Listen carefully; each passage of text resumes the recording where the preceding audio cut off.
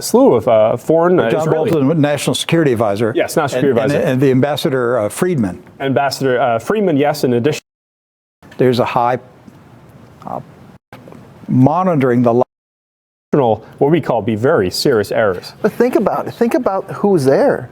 The political power that is there. The people who run our country. This is not a seminar. This is a power play. It's a lobby. Exactly what it is. It's a lobby to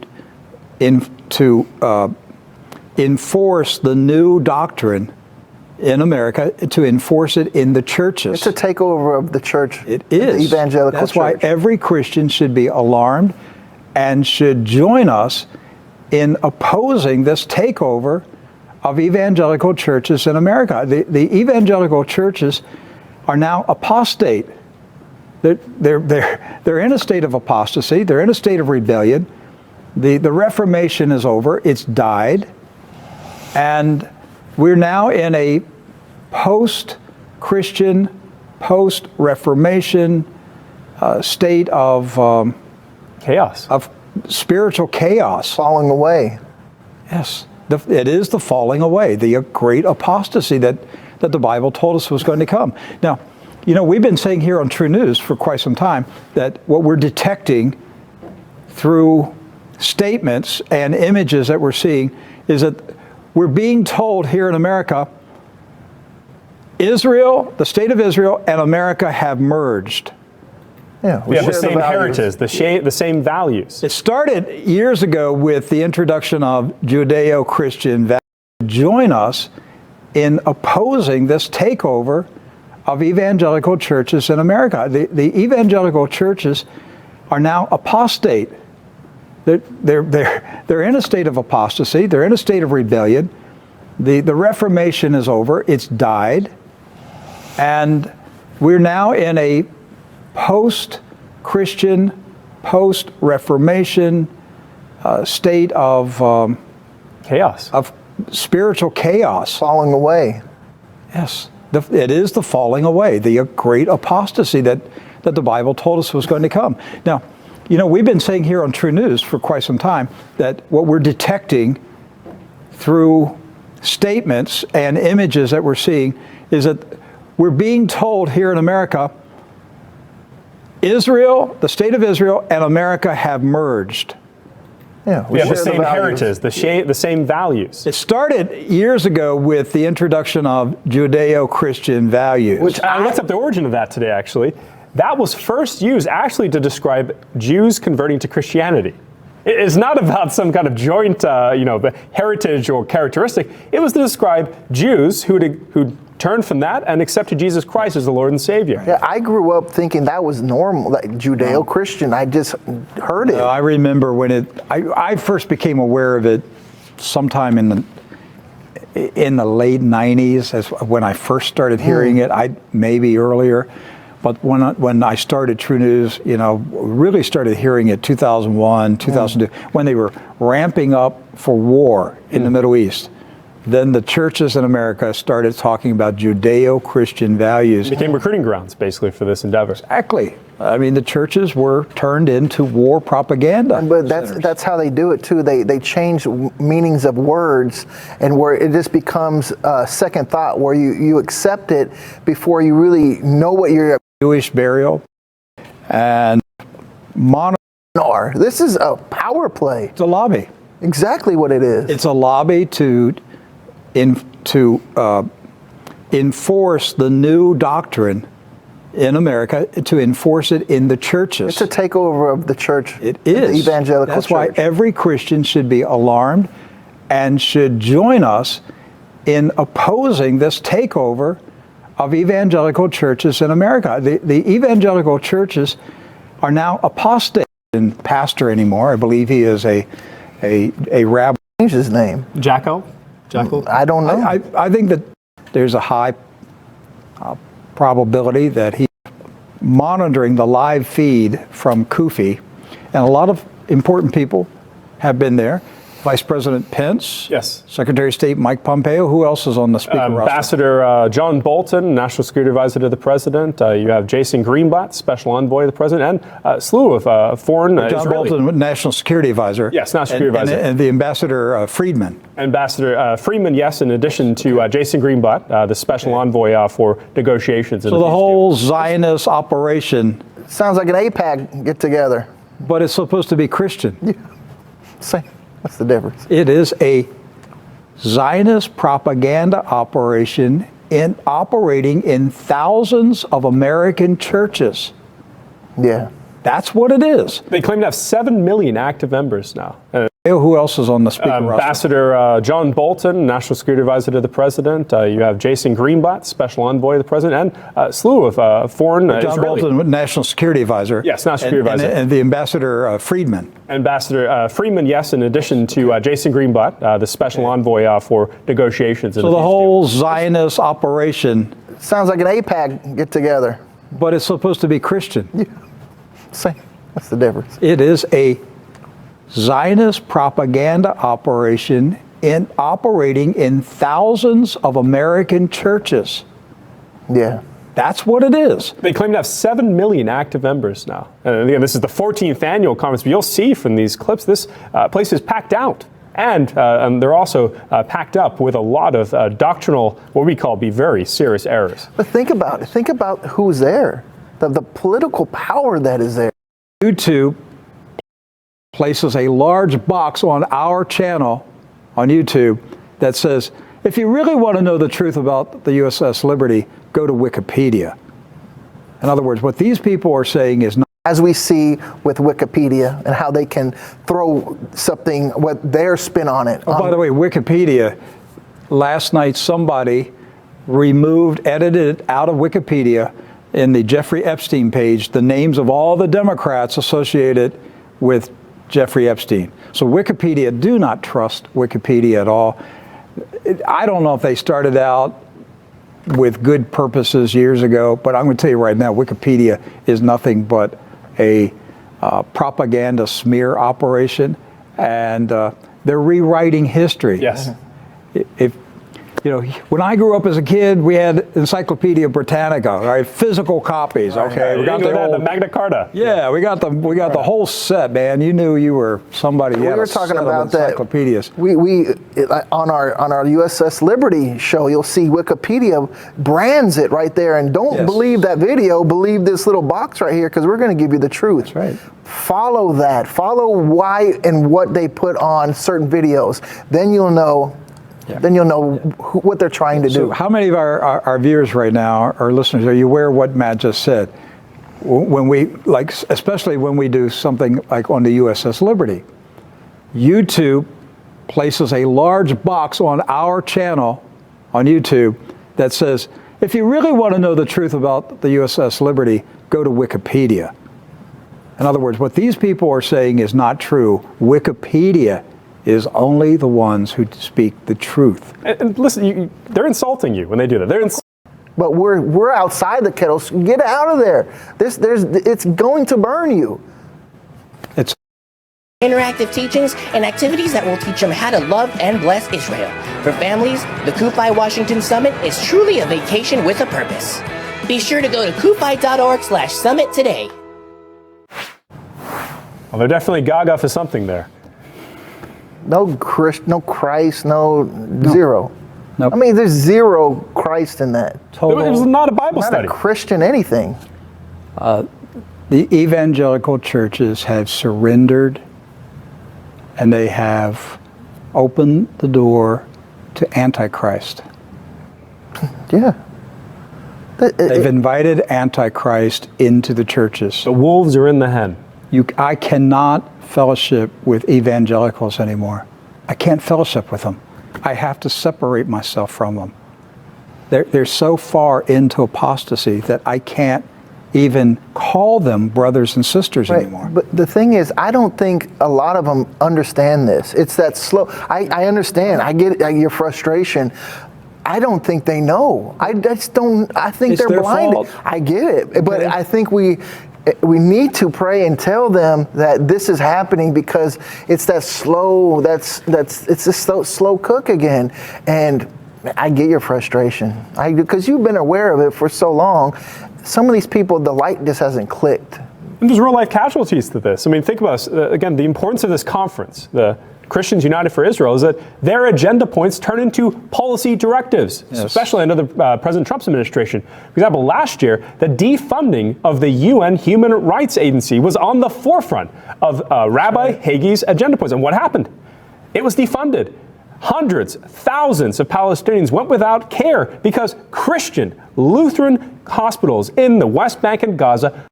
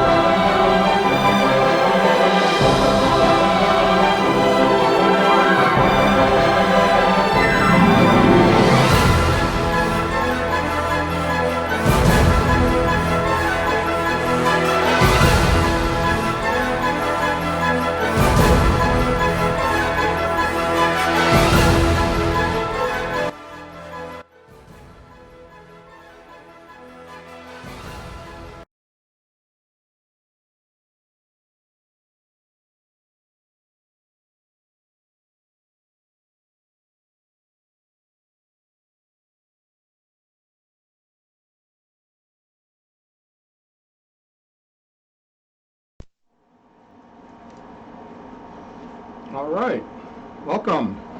Testing 1, 2, 3. Eileen, you're in the chat room. Mary's in the chat room from Sweden. Welcome back. Haven't seen you for a little while, Mary. Sherry, thank you very much for joining us today. And let me know, everybody, if you can see and hear okay. Susan, welcome. I take it this is your first time in the chat room with us in a live stream. You are very, very welcome to join us as friends here. Let's see who else we have in here. Of course, Doug is here from Diamond Digital Media. I always like to put a plug in for Doug. He keeps our live streams going, keeps the magazine going, does the beautiful artwork for the cover of Entangled magazine. So, Diamond Digital Media for all of your media needs. Let's see who else is joining us. Jonathan, welcome back. Alrighty. Good. Okay, looks like we're all right. My beautiful bride, Kathleen, is joining us in the chat room today. That's excellent. Thank you. All right. Well, let's go ahead and get started. We have a lot to cover, as always. We never have a lack of things to talk about. Let me turn off my air conditioner.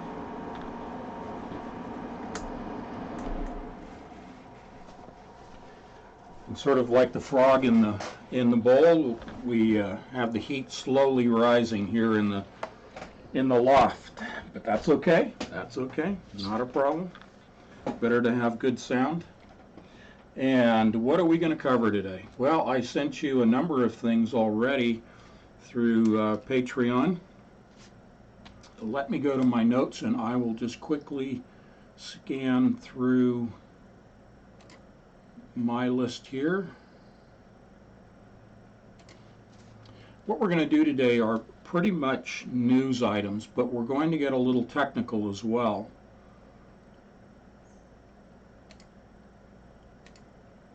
And we're going to scream through things pretty quickly because there is so much, just so much today. We're going to lead off with Deuteronomy 13, so if you have that available, let me give you a rundown on what we're going to cover. I was kind of joking around. Microsoft has a thing that they do called Patch Tuesday, which regards software patches, fixes for bugs and other hacking intrusions perhaps that have occurred. They have their repair patches. So I was joking around. I'm not much of a comedian, but Patch Tuesday. Okay, well, I guess Microsoft likes my last name. Anyway, we will just touch on that maybe. We're going to, I promised you on Sunday that at the end of the live stream I would reveal who is considered to be the most powerful person in Silicon Valley. I will do that for the sake of continuity. We will continue from Sunday into a couple of the topics today. We are going to continue a little bit on the topic of Russia. And, you know, we talked about the submarine issue, the 14 sailors, Russian sailors who were killed. We will touch on another article concerning Russia today, and that's their isolation or planned isolation from the internet, what that means.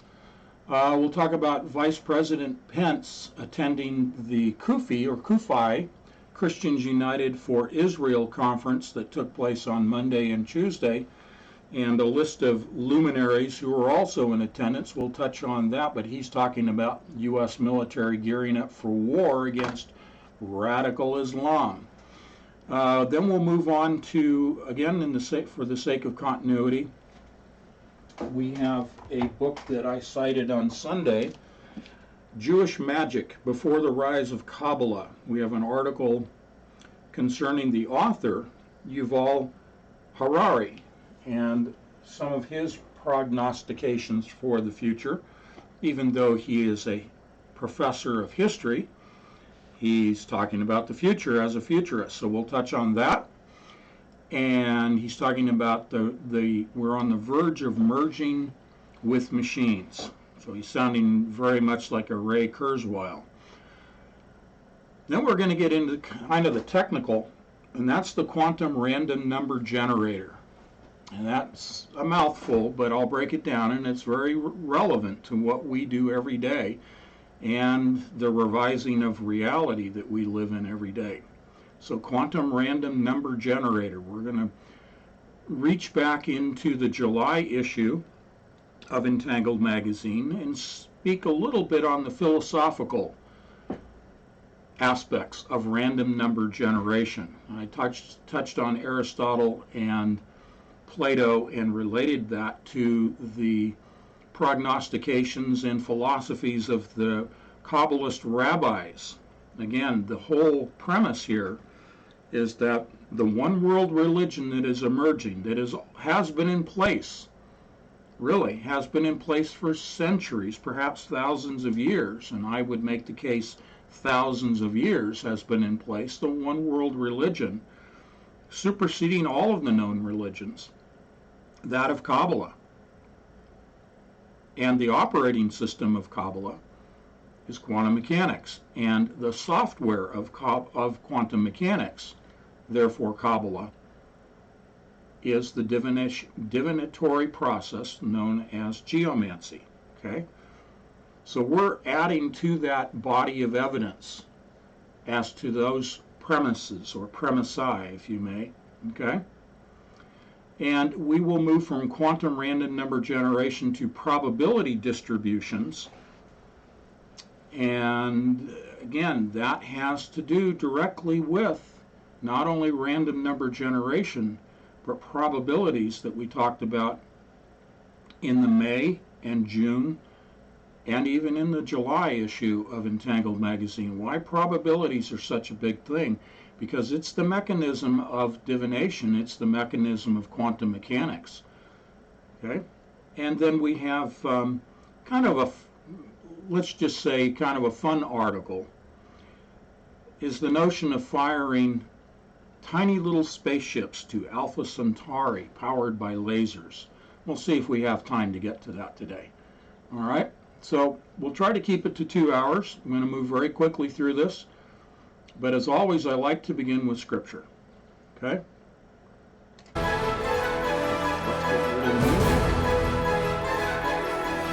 And there goes the music. Deuteronomy 13. If you would please go to that. 13:1 I'm going to quote, and then we're going to go through quite a bit on this. If a prophet or one who foretells by dreams appears among you and announces to you a sign or wonder. Okay, that's where we start off in Deuteronomy.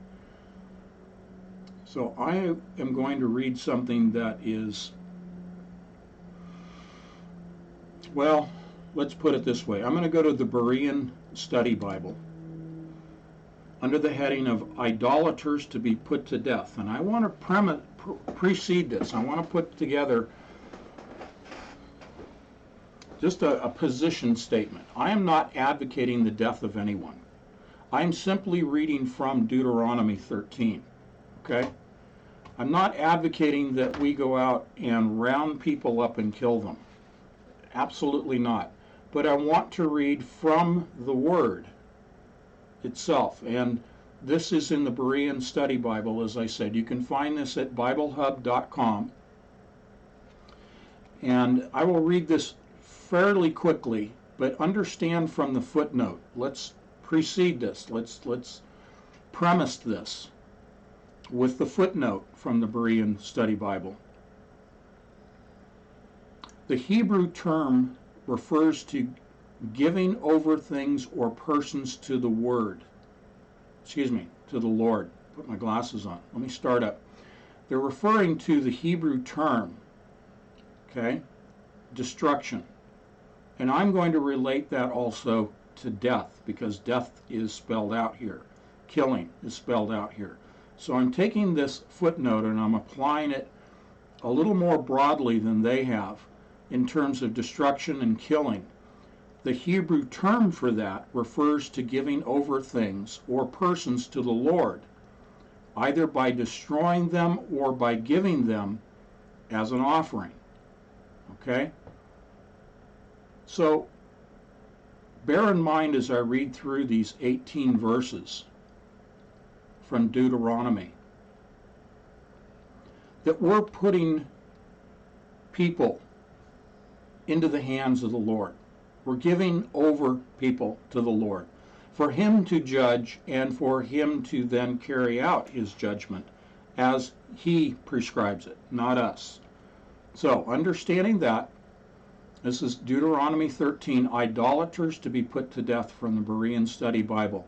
If a prophet or dreamer of dreams arises among you and proclaims a sign or wonder to you, and if the sign or wonder he has spoken to you comes about, but he says, let us follow other gods, which you have not known, and let us worship them.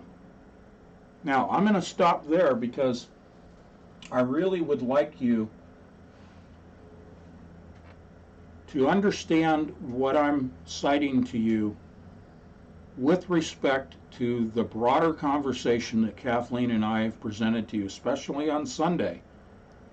Both she and I were getting very passionate about what we were saying regarding the evangelical churches, that they have been infiltrated and given over to other gods. to the Antichrist. I'm going to share with you just a couple of notes from the Christians United for Israel conference that took place on Monday and Tuesday of this week, and we'll get to that.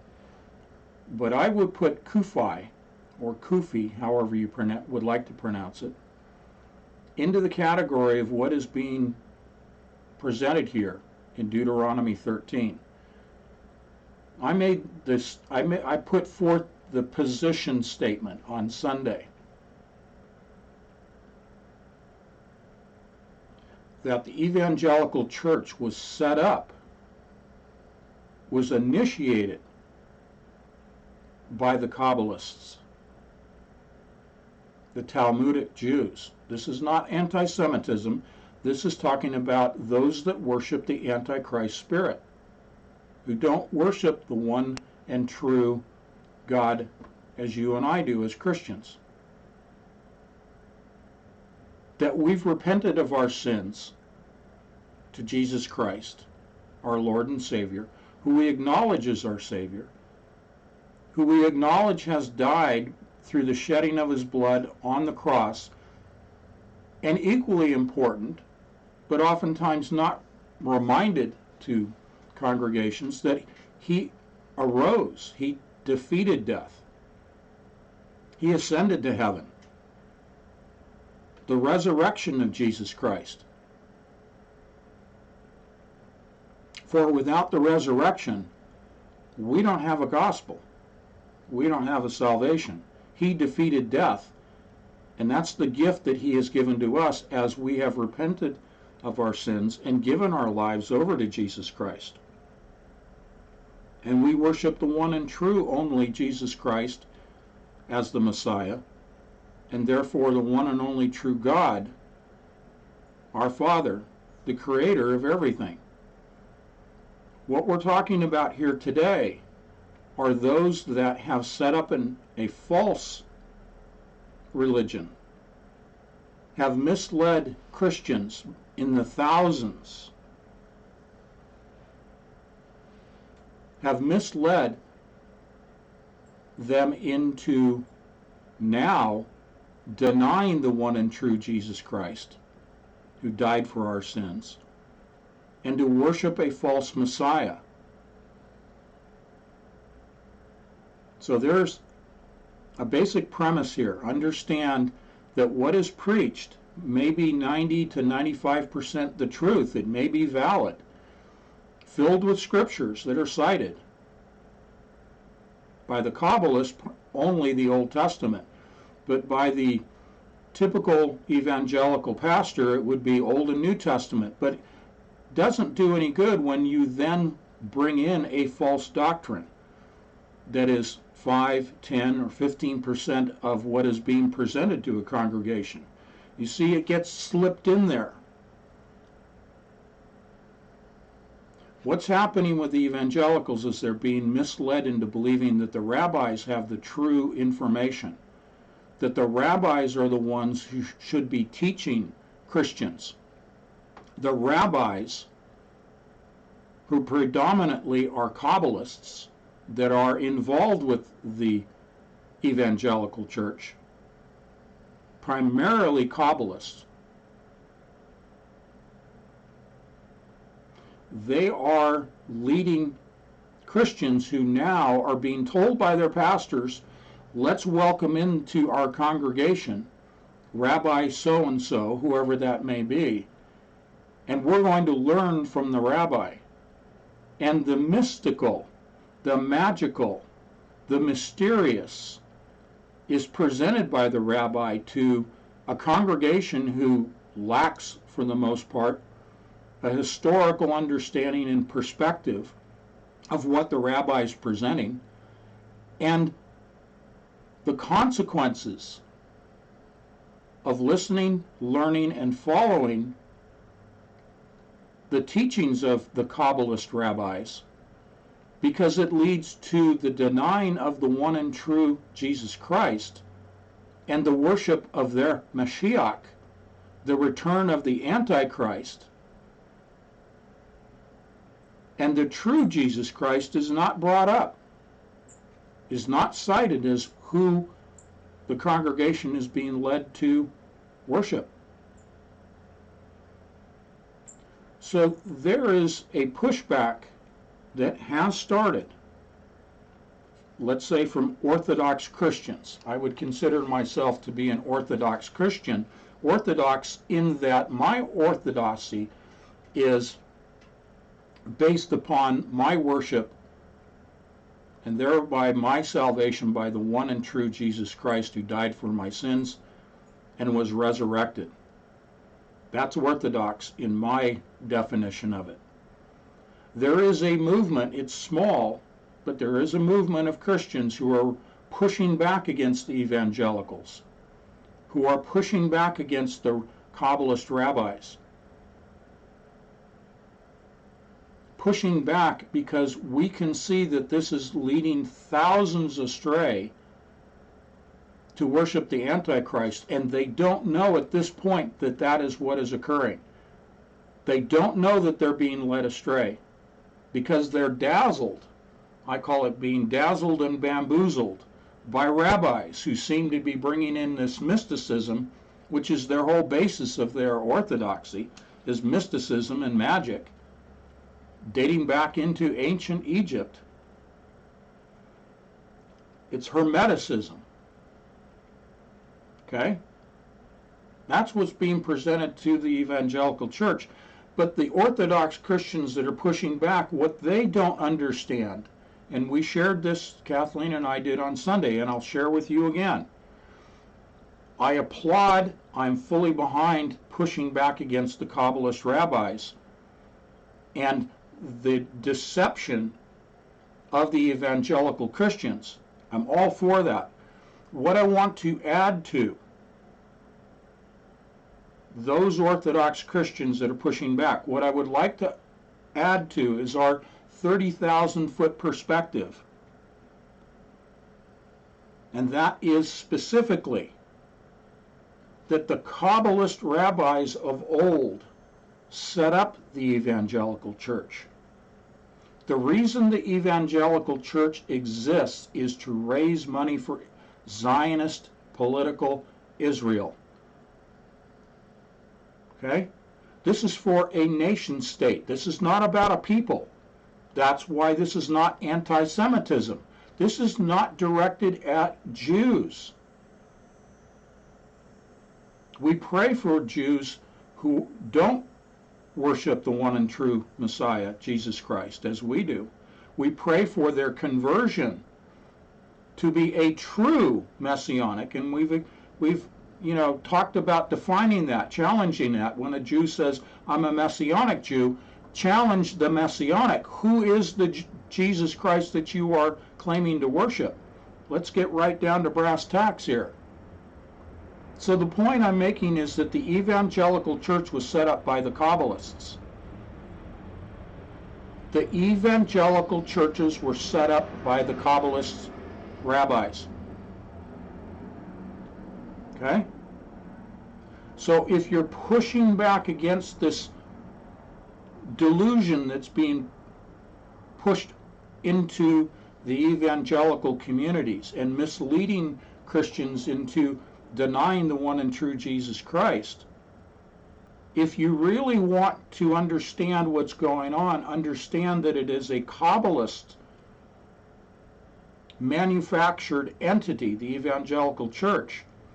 And the mission statement, if you will, unbeknownst to the Christian pastors and the congregations, unbeknownst to them, even though they're openly promoting financially supporting Israel, they don't realize that they have been set up as churches to provide that funding. It's not about salvation. It's not about the worship of Jesus Christ. It is about generating money for the Zionist political organization known as Israel. This is not anti-Semitism. You have to focus on the political entity in this discussion. And the political entity has been built and is being promoted and continuing to build out. Look at the Third Temple as an example, as a touch point. And the whole notion of the United States being a Judeo-Christian country. The origins of that Judeo-Christian is from the conversion of Jews to Christianity. The conversion of Jews to Christianity is the origin of that label of Judeo-Christian. Now today, Judeo-Christian means Israel and the United States have merged together as one nation state. That's effectively what that label means. Judeo-Christian nation means that it is now a Jewish and Christian overall, in the political definition of this, a Zionist organization. The United States and Israel are now one Zionist nation, political nation. And the Christians, you see how they did the 180? The Christians are being converted by the Kabbalist Jews. The Christians are being converted to Judaism by the welcoming into the congregation the teachings of the rabbis, which is all black magic, mysticism, hermeticism, mystery schools. That's all the rabbis are. But they're brought in as rabbi teacher. Well, what are they teaching? The Talmud and the Torah. They're not teaching the one and true Jesus Christ, our Lord and Savior, which includes the New Testament. But the rabbi will only present the Old Testament. And even that is severely distorted. And that's a topic for another time, another live stream.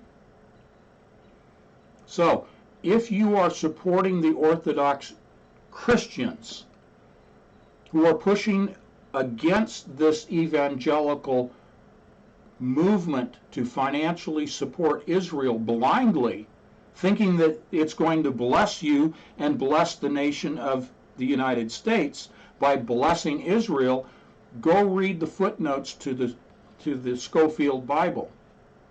And we'll do that in another live stream. It's not about blessing Israel and receiving blessings in return. This is about converting Christians to Judaism, the Judeo-Christian nation. You're turning that around from converting Jews to Christianity to converting Christians to Judaism, and to a specific form of Judaism, which is Kabbalist. And the Kabbalists worship Lucifer, the false Messiah, which is Mashiach, and the false God, the creator of Ein Sof. That's who the Kabbalists worship. Now, with all of that said, I'm going to take a deep breath and take a pause here, and we're going to go back to Deuteronomy 13. All right. With that foundational statement, let's get into the scripture. If a prophet or dreamer of dreams arises among you and proclaims a sign or wonder to you, and if the sign or wonder he has spoken to you comes about, but he says, let us follow other gods which you have not known, and let us worship them, you must not listen to the words of that prophet or dreamer. For the Lord your God is testing you to find out whether you love him with all your heart and with all your soul. You are to follow the Lord of your God and fear him. Keep his commandments and listen to his voice, serve him and hold him fast. Such a prophet or dreamer must be put to death because he has advocated rebellion against the Lord your God, who brought you out of the land of Egypt and redeemed you from the house of slavery, in order to turn you away from the Lord your God has commanded you to walk. So you must purge the evil from among you. These are the words of Scripture, not my advocating for killing of anyone, but this is putting people who are doing this, that are misleading people to worship other gods other than the one and true God, putting them in the hands, their fate, if you will, in the hands of God for him to deal with. Okay?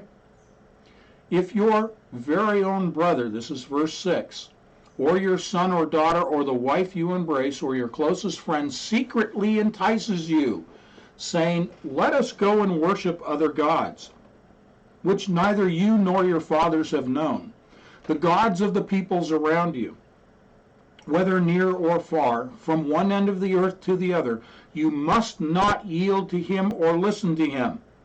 Show him no pity, and do not spare him or shield him. Verse 9, instead you must surely kill him. Your hand must be the first against him to put him to death, and then the hands of all the people. Stone him to death for trying to turn you away from the Lord your God, who brought you out of the land of Egypt, out of the house of slavery. Then all Israel will hear and be afraid and will never again do such a wicked thing among you. Imagine, let me commentary here. Imagine Moses coming down with the tablets and he finds them with the golden calf. Imagine that type of situation. The wickedness, okay? That comes out of Egypt. And the Kabbalah comes out of Egypt. It's steeped in Hermeticism from ancient Egypt. All right. Verse 12, this is the idolatrous cities to be destroyed. If regarding one of the cities the Lord your God has given you to inhabit, you hear it said that wicked men have arisen from among you and led the people of their city astray, saying, let us go and serve other gods which you have not known, then you must inquire, investigate, and interrogate thoroughly. And if it is established with certainty that this abomination has been committed among you, you must surely strike down the inhabitants of that city with the sword. Devote to destruction all its people and livestock. Now, let me insert here. You must inquire, investigate, and interrogate thoroughly. This is what I've said. When someone claims to be a Messianic Jew, interrogate the word Messianic. Question, test the spirit. When the John Hagees of the world, if your neighborhood church pastor claims, speaks to, then question, inquire, investigate, interrogate thoroughly. Be a good Berean. That's why this is taken from the Berean Study Bible. We have said that we are urging one another to think critically. Here it is, same thing. Then you must inquire, investigate, and interrogate thoroughly. We've always advocated being a critical thinker here. Don't be passive. Don't just take in the information the way you've been programmed, whether it's from the television, whether it's from your pastor, whether it's from the leader of the Christians United for Israel, John Hagee, and all these rabbis. Question them. Don't take it passively. Don't fall victim to the passivity programming that we in our reality are always faced with. This is where the answer, again, to the question I pose all the time, for you, for your benefit, what's in it for me? Because we all subconsciously react that way.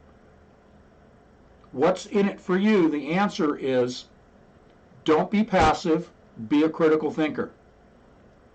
Verse 14, then you must inquire, investigate, and interrogate thoroughly. Okay? Verse 16, and you are to gather all its plunder in the middle of the public square and completely burn the city and all its plunder as a whole burnt offering to the Lord your God. The city must remain a mound of ruins forever, never to be rebuilt. Two more verses. Verse 17, nothing set apart for destruction shall be found in your hands, so that the Lord will turn from his fierce anger, grant you mercy, show you compassion, and multiply you as he swore to your fathers. Because you obey the Lord your God, keeping all his commandments, I am giving you today, doing what is right in the eyes of the Lord your God. Boy. That in the book of Galatians. Let me get back on camera here. The book of Galatians, I urge you in its entirety, study it, understand it. It is tremendous evidence to use in testimony when faced with the Kabbalist teachings within perhaps your own evangelical church or other churches. Study Galatians, okay? So we've got a lot to cover today, but that is our foundation. And because I brought up John Hagee, let me go ahead and just address a little bit of news on their conference.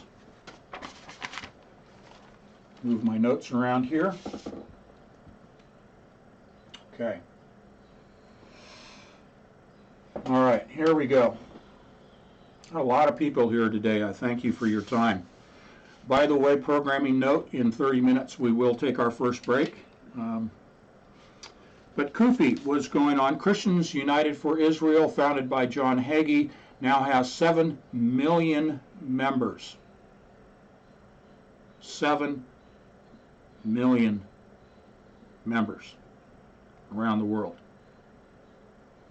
A force to be reckoned with, a political force, specifically here in the United States, a significant voting body, significant and recognized by President Trump in the fact that he has both rabbis and evangelical leaders who are his spiritual advisors, many of whom you know, not going to list them, many of them are, in fact all of them, from the Christian side are false teachers, like John Hagee, his advisors to the president. And the rabbis, well, the thing that I will divulge about them is obvious. They're Kabbalists, plain and simple. Our own president is a Zionist by his own statements and his own actions, etc., etc., etc. So, CUFI. This is a Zionist propaganda campaign, plain and simple. This is a lobbying organization. It is a lobbying organization not only politically but into the evangelical churches and the broader Christian community itself. And they have led millions astray. So, who was attending besides John Hagee? Well, we had Vice President Mike Pence was speaking. Former Ambassador and now National Security Advisor John Bolton. Secretary of State Mike Pompeo. Special Envoy to the President to Israel, Jason Greenblatt. And our Ambassador to Israel, Freeman. Okay? These were all the speakers at Christians United for Israel. Now, those powerful speakers, powerful by their position, not their speaking eloquence, they're there because it is a display, let's call it peacock feathers. Let me be a little flippant here. They're displaying their peacock feathers. They're, if you want the card metaphor, they're putting all their cards out on the table now, folks. Our political leadership coming right out in public and saying, we, to a man and to a woman, stand for Israel, the Zionist Israel. This is not about the spiritual Israel. It's not the spiritual because they won't talk about the spiritual side. They will only talk about the political side because these are political leaders, these peacock feathers. But underlying it, it is all spiritual because it's Luciferian. It's a Luciferian agenda. The political agenda of Israel is to take over the entire Middle East through war. It is a nation state set up for the purpose of killing, using Noahide laws as their justification, which is born out from the Kabbalist belief system. they're doing all of this to hasten the return of their Messiah, their Mashiach, who is the Antichrist, plain and simple. Because as it was reflected in Deuteronomy, this is the worship of other gods. This is not about Jesus Christ, whom we worship as our Lord and Savior. Because you will not hear them, rabbis or political leaders, you will not hear them talk about the true Messiah. They will not promote the gospel. This is not about salvation. This is about war, the greater territory and thereby wealth of the resources in the areas conquered, for the establishment of the kingdom of the Antichrist. I keep it simple. Okay?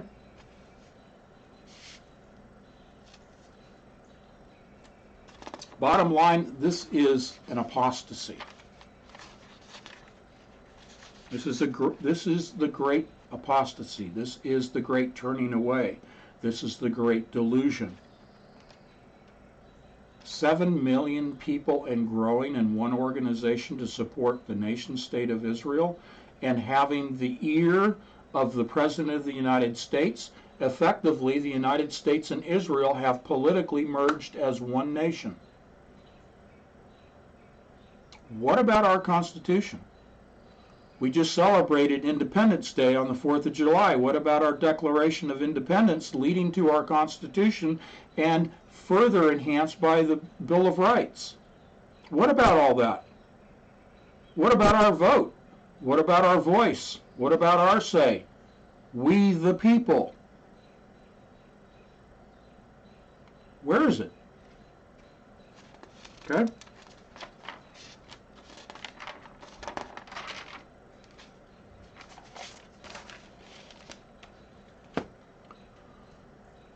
Okay, I said we're going to cover a lot today.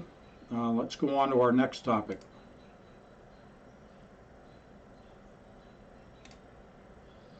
Sunday, I left you with saying that I would present to you who is the most powerful person in Silicon Valley. Now, we are shifting gears, but not entirely stepping out of what we just discussed. What I'm adding to the discussion is more evidence of evil. What's in it for you and me? Again, it is our way of life. I posed the question on Sunday. I posed the question last Wednesday in our live stream, and that question is, have classical computers changed your way of life? Have classical computers altered your way of life? Has our reality been revised by classical computers? And now, by extension, moving forward, are quantum computers, which we will get into a little bit more specifically when we talk about quantum random number generation. Quantum computing already has begun to revise our reality. At the core, at the foundation of why quantum computing really, at the turn of the century, really began to accelerate was because quantum computing finally came into the fold, primarily through D-Wave systems. The reason for building quantum computers was to build AI. I said this on Sunday. This is the next thing that I'm revealing to you. The first thing was I revealed to you that, and I'm not a prophet, never claiming to be a prophet, I'm just saying revelations of information, because you've hired myself and Kathleen as your researchers, and now we are doing the reporting that you expect of us. So the revelation in the reporting process that I gave you was the evangelical church was set up by the Kabbalists. Now, number 2 revelation that I shared briefly on Sunday that I'm going to add to right now is this. AI literally spells out the name of fallen angels. The algorithms, I showed this to you on Sunday, the algorithms are identical to the letters that form the names of fallen angels. The algorithms, the circles and the connecting lines, the algorithms of AI. Go Google that, look at it, Google Images. We presented some on Sunday, if you want to go back and watch that live stream. The diagrams of the algorithms of AI are identical to the diagrams, I'm calling them, the letters that spell out the names of fallen angels. Quantum computers were built to advance artificial intelligence.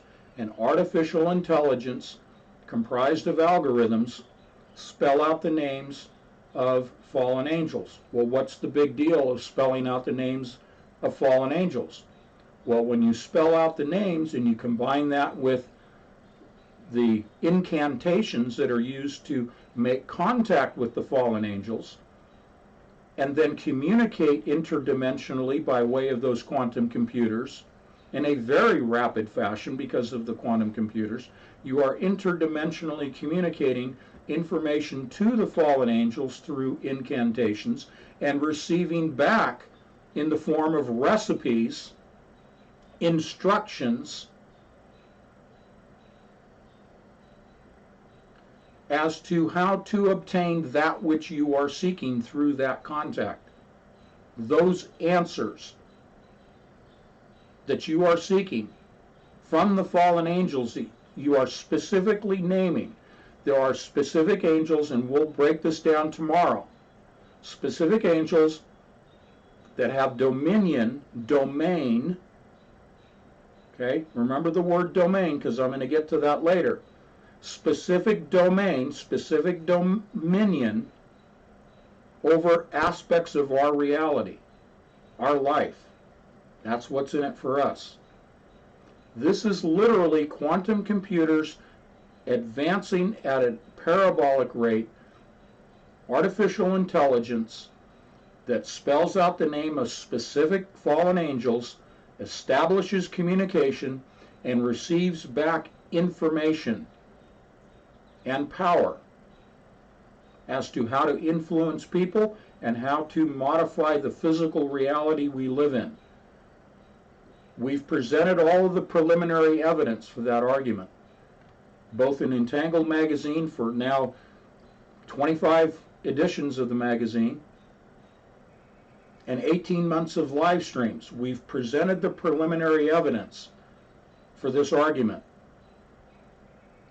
Again, quantum computing, advancing artificial intelligence for the purpose of spelling out the names of angels spelled out in the algorithms of the AI, establishing interdimensional communication and two-way form of communication of information. Okay, that's the simple explanation. I'm going to provide some more nuts and bolts to back up that simple explanation as we go.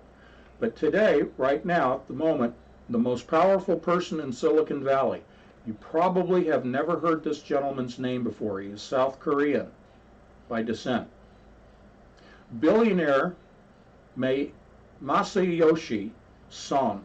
His last name is S-O-N, common in Korean, okay? S-O-N. So his first name, Masayoshi Son, not Elon Musk, Jeff Bezos, or Mark Zuckerberg, has the most audacious vision for an AI-powered utopia where machines control how we live, and he's spending hundreds of billions of dollars to realize it. Question that is posed here in Fast Company. This is dated January 14th of this year, and this is authored by Katrina Brooker. She poses the question, are you ready to live in Masa world? Okay, from this article I'm going to extract excerpts. I'm not going to read the whole thing verbatim. It's a bright September morning in San Carlos, California, that's Silicon Valley, and Masayoshi-san, chairman of SoftBank. Now, if you don't know about SoftBank, go look it up. It is very deep. Many tentacles into technology. SoftBank is throwing me off schedule, she says. I'd come, as he said, to meet with the people who's tapped to run the Vision Fund, a $100 billion bet on the future of, well, everything. After almost 4 decades of building SoftBank into a telecom conglomerate, Son, S-O-N, Son, an invertebrate deal maker, launched this unprecedented venture 2 years ago to back startups that he believes are driving a new wave of digital upheaval. He has staked everything on its success, his company, his reputation, his fortune. It says, we both arrived with the same basic question. Where is this massive vehicle heading? But because I wasn't the one footing the 12-figure allowance, I understood that I'd be the one to wait. So, a couple of notes here. Skipping down through here, it says he reportedly paid $117 million for a home in Woodside in 2013, the highest price ever in the U.S. Woodside, again, is in Silicon Valley. It's the more residential end out towards the coast, out towards the Pacific. I grew up in the area, know the area intimately. This glass and concrete building, on the other hand, could be found in any part of suburban America. So we'll move on through this. Okay, finally, Rajiv Misra, CEO of the entity overseeing the Vision Fund. Okay, the Vision Fund is a investment fund. Okay, and that has $100 billion in assets. Vision Fund. Okay, so this is the CEO of that fund, Rajiv Misra. CEO of the entity overseeing the Vision Fund rushes into the room, we jump on through here. Preparing to announce billions of dollars in new investments. $1 billion round to Oyo, the Indian hospitality startup, and it goes on through several other investments here. Son and his partners are in the midst of launching a second $100 billion fund, with plans already underway to raise an additional $45 billion investment from Crown Prince Mohammed bin Salman of Saudi Arabia, the Vision Fund's primary backer. Okay? Now this is interesting, this statement. We often talk about, we reference seeing the bigger picture from 30,000 feet while we're flying on patch air, for those of you that are new today. So listen to this. So what do you want to know? Misra says, clapping his hands loudly. You want the roadmap? I'll start from 10,000 feet. Well, we're at 30,000 feet. We see a much bigger picture than even the CEO, Mr. Misra. Okay? All right. So I sent the link to this article. You can read the rest of it for yourself as a patron.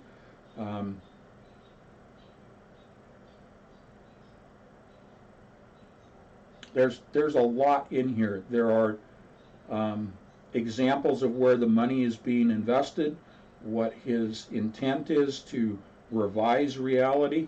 But when we talk about, like the title of my third book, Revising Reality, and that's why I keep using that, because reality is being revised, just like classical computers revised our reality. Quantum computing, artificial intelligence, algorithms. Okay? So let me finish on that note.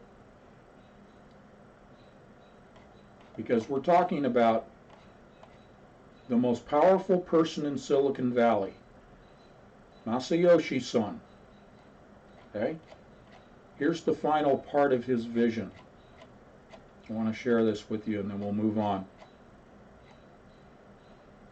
There's a lot in this article.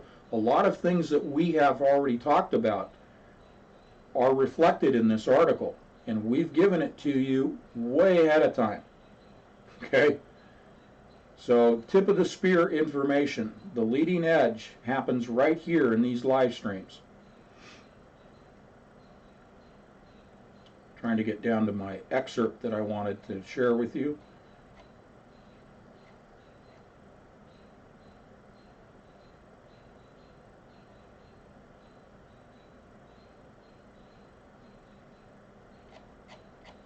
He has a 300-year vision. Now, he's South Korean by descent, and you know, typically in the discussions of the philosophy and the societal structure of China, China is often portrayed as having the long vision. Well, here's a South Korean with a 300-year vision. And this is a long article. I'm trying to apologize, trying to find that specific statement.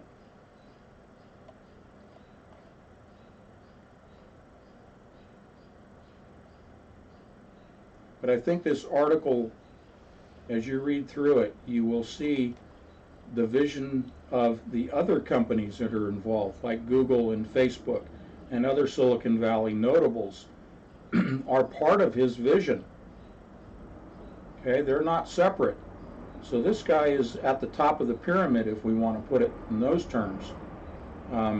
He's really setting the course with his vision for all, even Google.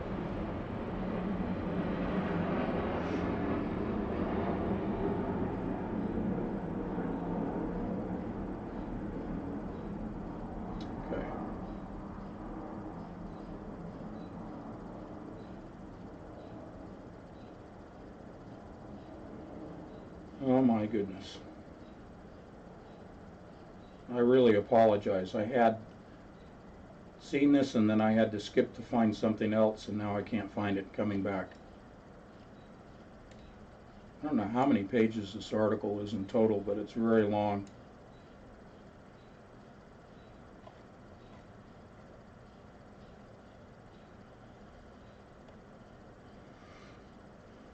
So in here, it mentions Bill Gates and Warren Buffett, Jeff Bezos. I mean, these guys all are really working with him, and Zuckerberg and Elon Musk.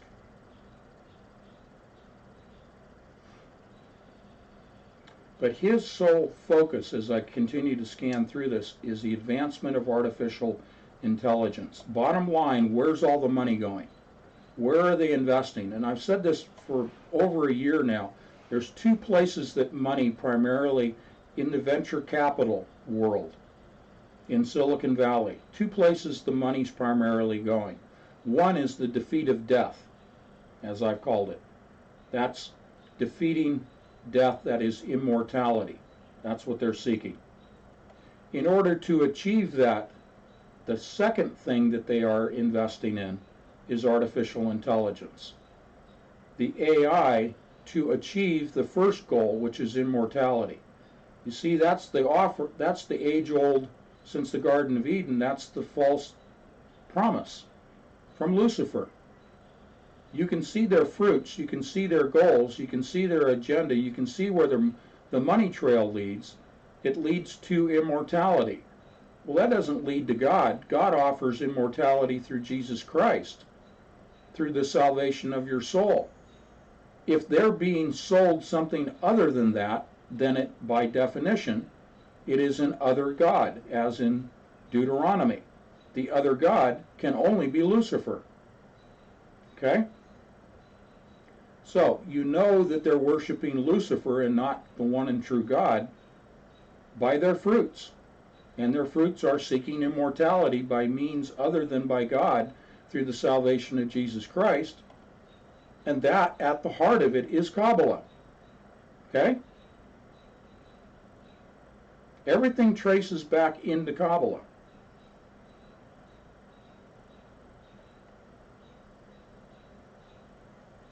It's very fascinating.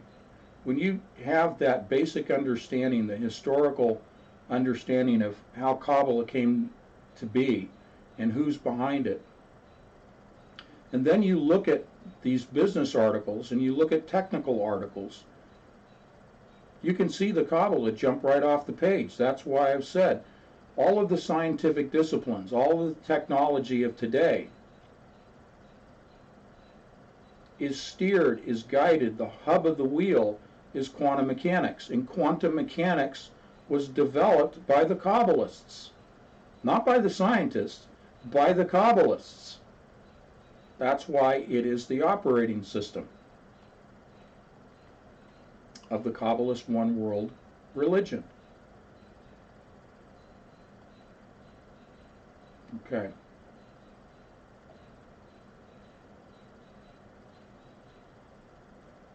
Well, let's move on. I'm unable to find that specific sentence in here, and it's just going to drag us down. So let's do this. Let's go ahead and take our first break. It's the top of the hour. This will give you an opportunity for your personal break, and I'll continue to scan down through here and find the quote that I was looking for. You guys go ahead and take a break. I'll put the music back on for your benefit, and we'll be right back in about 5 minutes. Okay, so I'll get the music back. Make sure your volume's turned down.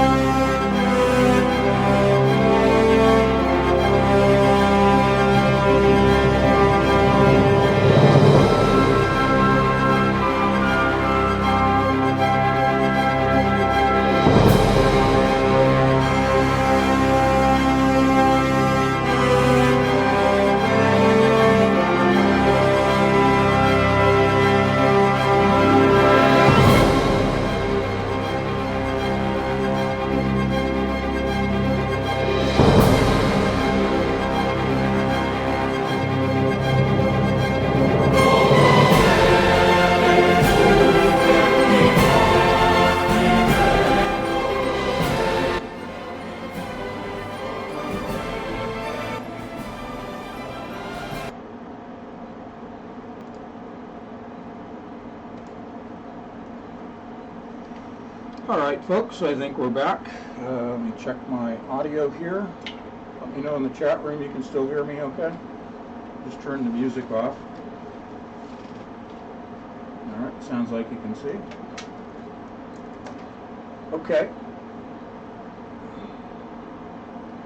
Thank you, Aaron Girl, for the email regarding Steve Jobs as a wizard. Thank you for that. I just saw that in the chat room pop up.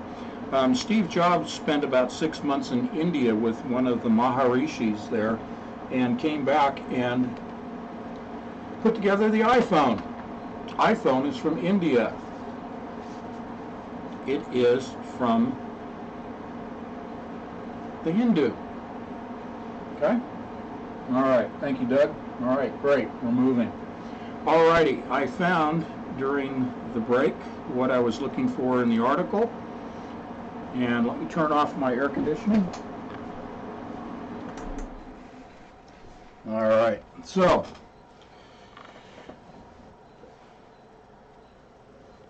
going back to our article here, the most powerful man in Silicon Valley, and I'll get to the origins of Silicon Valley in a moment because Sharon in the chat room asked, and I try to be responsive to your questions. So we'll go down that rabbit trail for just a few minutes. But reading from the article, Sun says, he has long told people, quote, I have a 300-year plan. And that declaration is not just the fantastic ambition of a billionaire. He has the means to pursue these dreams, and they're starting to become very real. He is one of the few people with the power to make decisions that could have global consequences for the future of technology and society for decades, if not centuries. Let me back that up again. I said, the question, what's in it for me? And I said, the answer is the revising of our reality. Let me read from the article again. He is one of the few people with the power to make decisions that could have global consequences for the future of technology and society for decades, if not centuries. As Facebook and Google have demonstrated, machines take on the attributes of their makers. Algorithms, software, and networks all have biases. And Sun likes to bet on founders who remind him of himself. Talk about hubris, okay? He likes to bet on founders, those are startups, who remind him of himself, or at least share his ideals. Sun's values then will become our own. Say that again. Sun's values then will become our own, dictating the direction of this machine-powered world. Okay? Understanding as you do, this is Luciferian. Interesting, his last name, again, it's a common, it's like John Smith here. Last name of Sun is common in South Korea, but Sun, okay, I'm smiling. All right, one last quote from the article, and we're going to move on. When Sun first detailed his vision during an investor presentation in 2010, slides depicted chips implanted in brains, cloned animals, and a human hand giving a robotic one a Valentine. There were plenty of scoffs. Many see this machine-driven future as frightening or even dystopian. But Sun believes that robots will make us healthier and happier. Underneath, though, lies a more complex story. Computers, Sun believes, will run the planet more intelligently than humans can. Futurist Ray Kurzweil coined the term the singularity to describe the moment when computers take over, and he predicts it will be here by 2040. The Vision Fund could move up this date, and Sun is pouring unprecedented amounts of capital into the people and companies employing artificial intelligence and machine learning to optimize every industry that affects our lives, from real estate to food to transportation. Folks, that's where the answer to the question, what's in it for me? How is this relevant? Is spelled out right here. And we have defined this for you all along, what's relevant. And we've taken it down to that fine point focus of Lucifer being behind this. So that provides me my segue over to answering Sharon's question about the origins of Silicon Valley, and I'll give that to you in just a moment, okay? But understand, when I say that quantum computing was developed and is advanced for the purpose of advancing artificial intelligence, and artificial intelligence is there for the purpose of spelling out the names of fallen angels and communicating through incantations and receiving back recipes from fallen angels, how can it be nothing but Luciferian? So his vision, like that of Ray Kurzweil and all these others, is Luciferian. The most powerful person in Silicon Valley, billionaire Masayoshi Son, he's revising reality, and he has the money to do it. Where do you think he got his money? Where do you think the information came from that resulted in his wealth? Everybody talks about, including me, Jeff Bezos being the wealthiest man on the planet in human history, ostensibly surpassing even Solomon in his wealth. Who knows? Suffice it to say, the guy's wealthy. But when have you ever heard anybody talk about Masayoshi Son? Okay? So let's leap over and talk about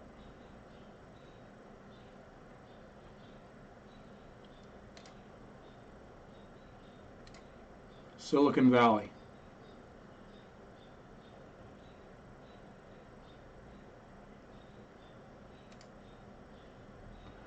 To start with Silicon Valley, we need to start with San Francisco. Silicon Valley, for those of you who are from other parts of the world, may not know exactly where it is, but it is at the south end, the south tip of the San Francisco Bay. So I am going to start with San Francisco. I'm going to start with the United Nations. The United Nations Conference on International Organization, UNCO, commonly known as the San Francisco Conference, was a convention of delegates from 50 allied nations that took place from 25 April 1945, okay, the war had just ended, to 26 June of 1945 in San Francisco, California. At this convention, the delegates reviewed and rewrote the Dumbarton, there's a bridge at the south end of the bay called the Dumbarton Bridge, Dumbarton Oaks Agreement from the previous year. The convention resulted in the creation of the United Nations Charter, which was open for signature on 26 June, the last day of the conference. The conference was held at various locations, primarily the War Memorial Opera House, with the charter being signed on 26 June at the Herbst Theater in the Civic Center, a square that is adjacent to the city's civic center called UN Plaza commemorates the conference. Why did they start in San Francisco? Let's look at the landmarks of San Francisco briefly, starting with the Golden Gate Bridge. If you have studied Hermeticism, you know about the Golden Gate and the Silver Gate. If you've looked at the architecture of the temple, the Silver Gate and the Golden Gate, this is spiritual.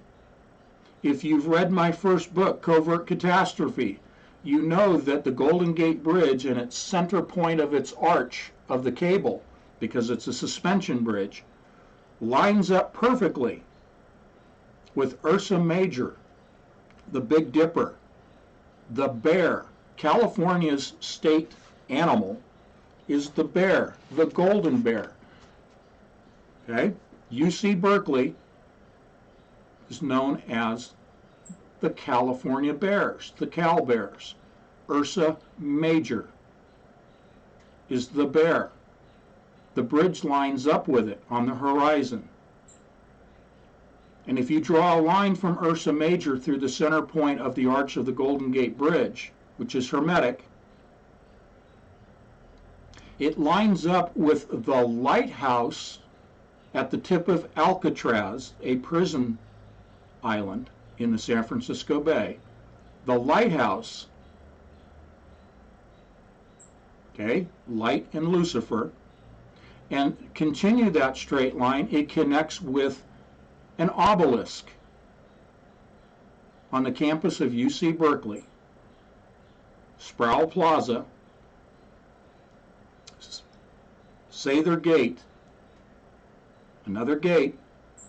It's a green gate if you look at the photographs. I went to UC Berkeley, know the place intimately. And you have the obelisk, which is known as the campanile, the bell tower. Bells are used in magic. The bell tower, the campanile, Sather Gate and Sather Tower. The tip of that obelisk, Roman obelisk, lines up with the lighthouse on Alcatraz, and the line extends through the center arch of the Golden Gate, lining up with the bear, Ursa Major, from UC Berkeley, the Cal Bears, and the final connection point in this long line on the UC Berkeley campus is with the Advanced Light Source Building, ALS, which also, in my history as a paramedic, was known as Advanced Life Support as a paramedic. ALS is also the Advanced Light Source Building for Lucifer of the synchrotron particle accelerator in a circular circle, black magic circle. Circular synchrotron particle accelerator lines up perfectly with everything I just cited. That is by design. Read my book, Covert Catastrophe. UC Berkeley, the synchrotron, predated by the bevitron and cyclotrons. Dr. Ernest Lawrence, they, along with Oppenheimer and others, developed the atomic bomb at UC Berkeley. And Oppenheimer's famous quote from the Hindu poem Bhagavad Gita, I am become death, upon the successful detonation at Trinity. Trinity, not a holy trinity, but the Trinity site named because it's an unholy trinity. Okay, now, lastly, we have Quake Tower. Itself appears as a lighthouse, as an obelisk, was designed by Brown, who was the same architect for the Campanile obelisk on UC Berkeley. He designed Quake Tower. It represents fire, Lucifer. Lastly, we have the pyramid. Adjacent to 111 California Street. Again, all this is in my book. 111 California Street, which is the Masonic Temple. And the pyramid obviously is Masonic, and it's adjacent to the Golden Gate Bridge. It overlooks Alcatraz and the lighthouse. Now, I give you all of those physical symbols because you know symbols are powerful. I give you all those symbols to back up what I'm about to say right now, and that is that San Francisco is purely satanic in its roots. So, why did they choose the United Nations, the signing of the Declaration, the conference for the United Nations in San Francisco? Because it's Luciferian. And what does the United Nations represent? The one world government. When they say peace and safety, sudden destruction, ostensibly United Nations is a peace organization, is it not? It's the one world government. If you look at the symbol of the United Nations, okay? One world government, one world leader. It is Luciferian. That's why they signed it in San Francisco, because San Francisco, at the heart of it, is purely satanic. The Church of Satan was founded there. So they couldn't build out the technological infrastructure in San Francisco because it was already built out. So they went to the South Bay. Essentially, San Francisco and Silicon Valley are all one. Across from San Francisco, across the bay to the east, in the East Bay, is UC Berkeley. The synchrotron, as you look at my cover art in Covert Catastrophe, the synchrotron at Berkeley sits up on the hill and looks out over everything I just described to you, by design. So who, in the human side, set up the Silicon Valley? In short, the intelligence community of the United States government. Look at all that I have published and spoken about as to the origins of Google as one touch point. Came right out of the NSA. Money funneled through the CIA, through DARPA, initially ARPA, then DARPA, now the money laundering organization, as I call it, the National Science Foundation, NSF. That's Google, from the intelligence community. Take the template and apply it to virtually all of the significant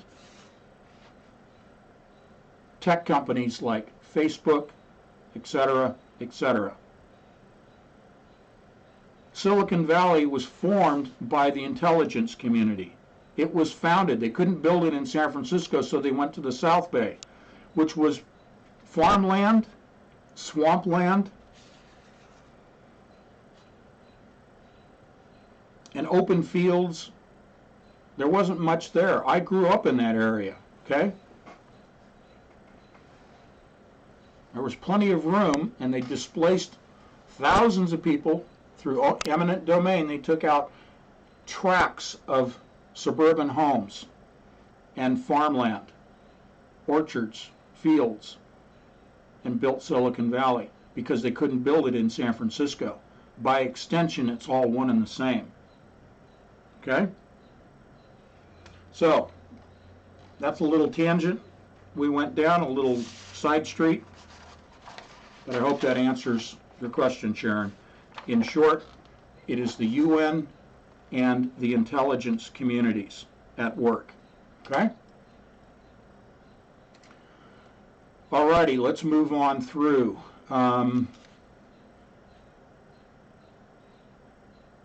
Let's talk about Russia. Last week, I gave you my conjecture about the loss of 14, tragic loss of 14 Russian submariners. So let's talk about Russia a little bit. This is from MIT Technology Review. Russia wants to cut itself off from the global internet. Here's what that really means. This is the title. The subtitle. The plan is going to be tricky to pull off, both technically and politically, but the Kremlin has set its sights on self-sufficiency. They sound like preppers, don't they? Wonder what the Russians know. MIT Technology Review dated March 22nd. Okay, I think I sent this to you. You can read it in its entirety if you like. Just go to MIT Technology Review. I think just the concept of them wanting to be separate. They want to have a sovereign internet. They want that control. Okay? So, they're calling it Operation Disconnect. I find that rather interesting because with a one world government, there's not going to be any sovereign nation, much less a sovereign internet going to take place. But I just bring that up as a touch point. It's kind of interesting what it is that the Russians are up to. Let me conjecture again for a moment. If their goal is to isolate Russia in terms of the internet, and we apply the 180 technique to what happened with the Russian submarine, top secret, highly classified at least, but top secret. Loshrik was the name of the submarine with the fire. If they were involved in placing surveillance listening devices on undersea cables to tap the internet, because, folks, if you don't know it, nearly all internet traffic goes by way of fiber optic subsea on the seabed cables. They don't go by satellite. And I'm not going to share it with you today, but I have found numerous articles dating back at least 10 years about the concern of our intelligence and our military communities in protecting our undersea cables from damage by nature, including sharks, but also by the tapping, not just the cutting, but the tapping of these cables, both copper and fiber optic types, by other nation states, including the Russians. Now, our submarines have been placing listening devices on cables. The Russians have been doing the same thing.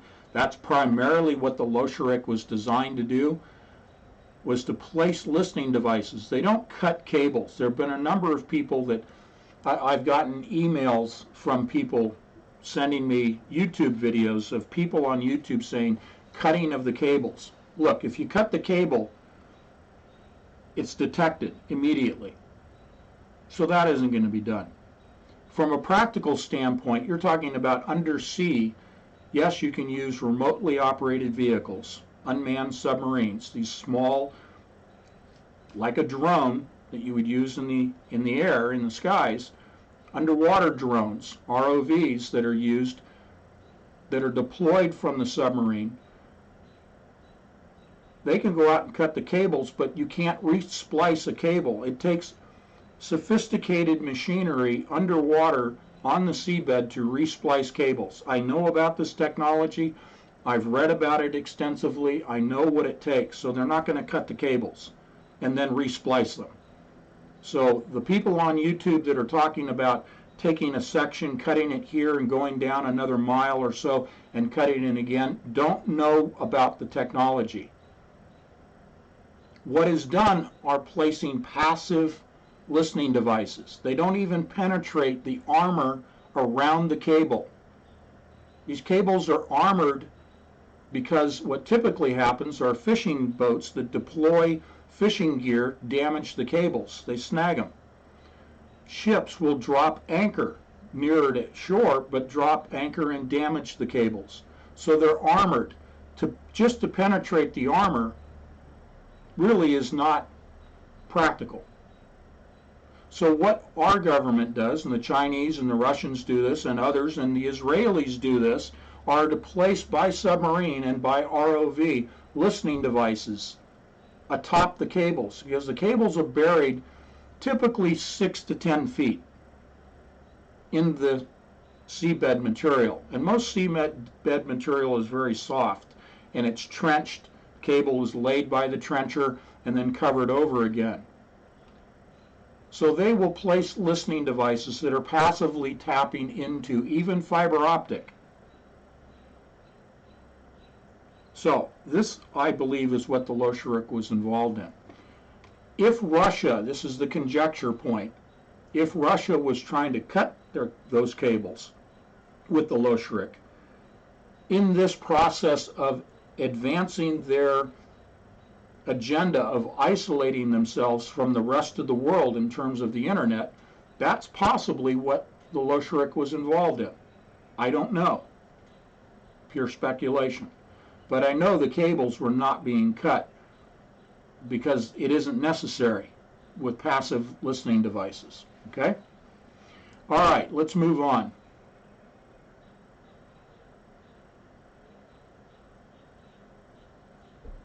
I mentioned to you the Christians United for Israel and that Vice President Pence was there.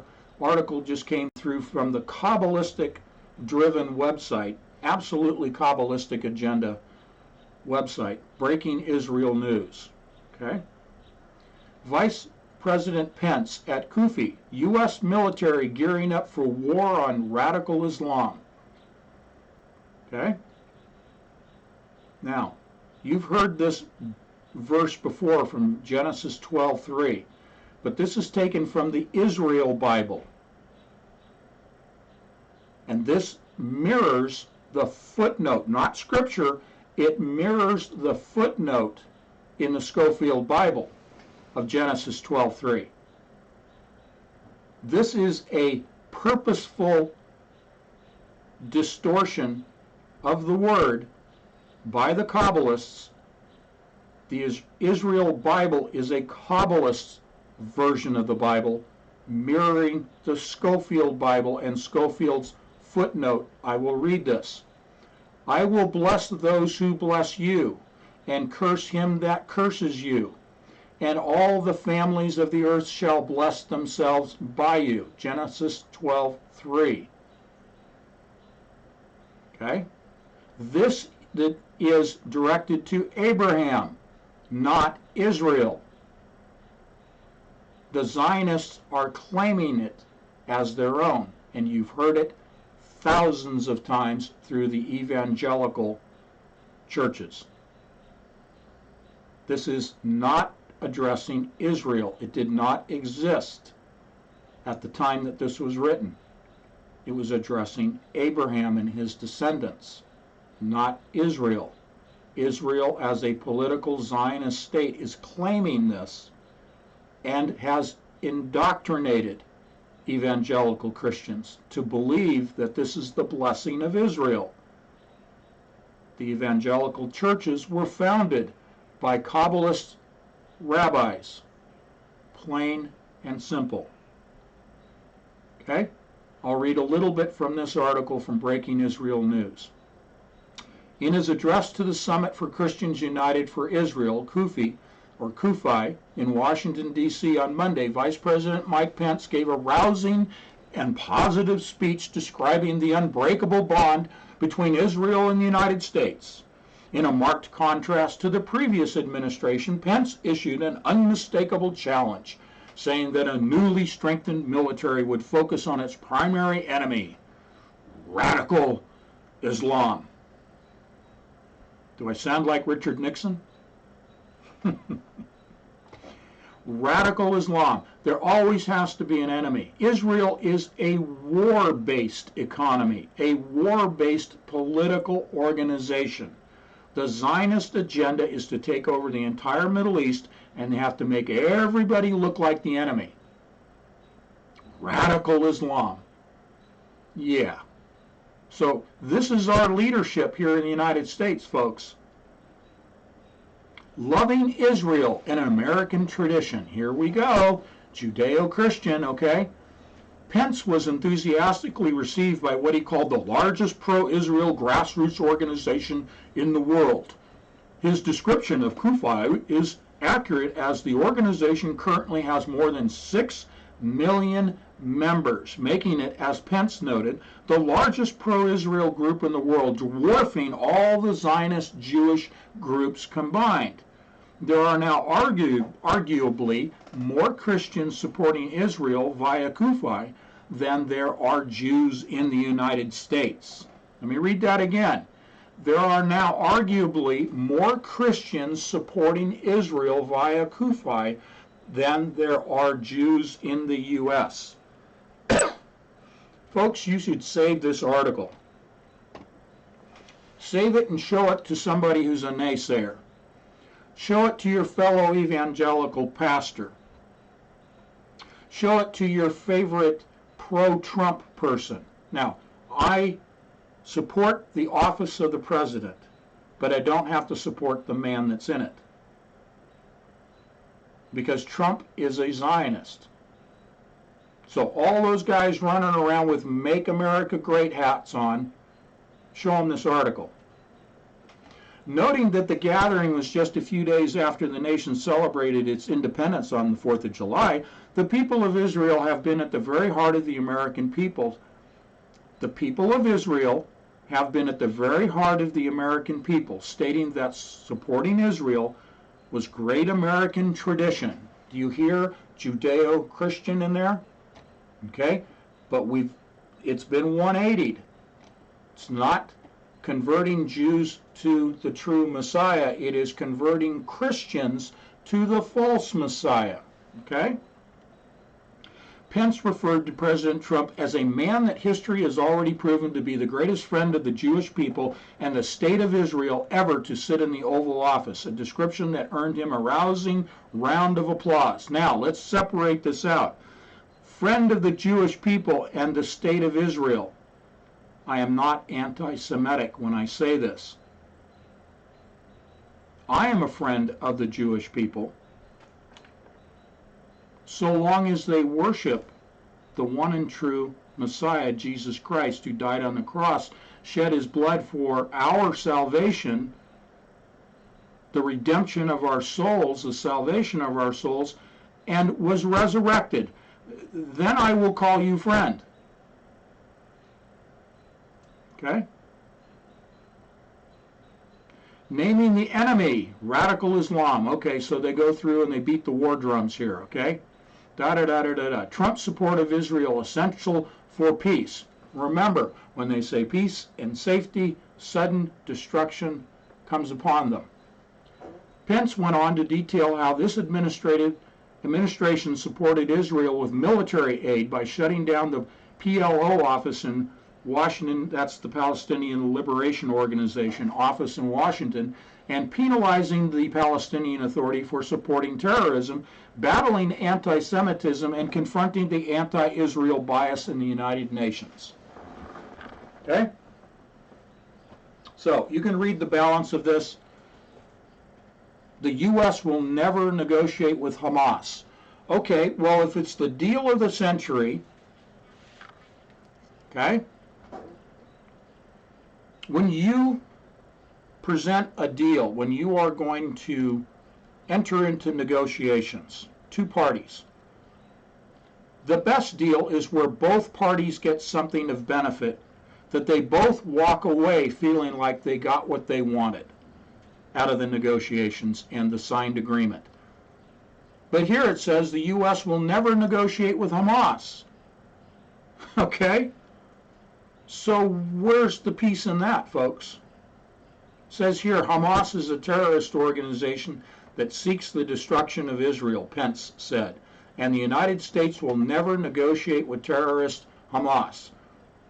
Basically, they're just saying they're going to bomb them into oblivion. Now, over the last 2 weeks, Benjamin Netanyahu has said that they will take preemptive action, military action, against the Gaza Strip itself. Okay? Comparing Iran to the Nazis. Calling out Democrats for anti-Semitism. These are the headlines in the article. Democrat Party now support anti-Semitism. The biblical basis for the U.S. pro-Israel policy. In his closing remarks, Pence cited Genesis as the basis for a pro-Israel policy. Okay? That's the Kabbalist version of the blessing that Pence was citing. Quote, and we stand with Israel because we cherish that ancient promise that Americans have always cherished throughout our history, that those who bless her will be blessed, Pence said. Today and every day, the Jewish state of Israel and all the Jewish people bear witness to God's faithfulness as well as their own. God bless you all. May God bless Israel, and may God continue to bless the United States of America. That's the end of his statement, Pence, Vice President. Okay? So when I say that they put 90% of the truth in there through the evangelical organizations and churches and slide in 10% of the lie, there it is right there for you. Draw your own conclusions. Okay?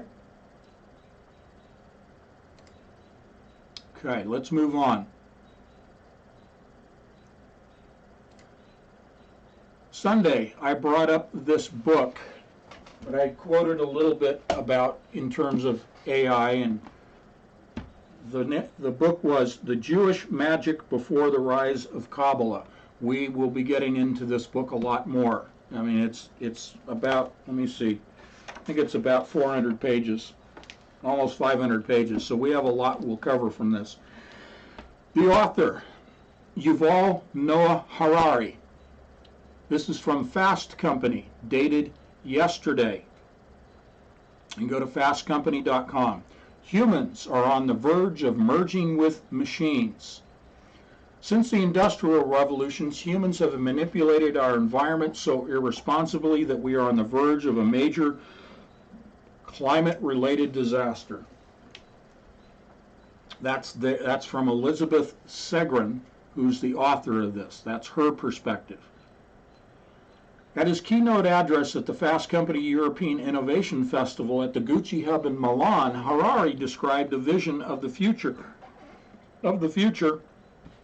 where humans and machines become one. That's his vision, okay? Let me see if I can get his CV here for you. I know he's a professor of history.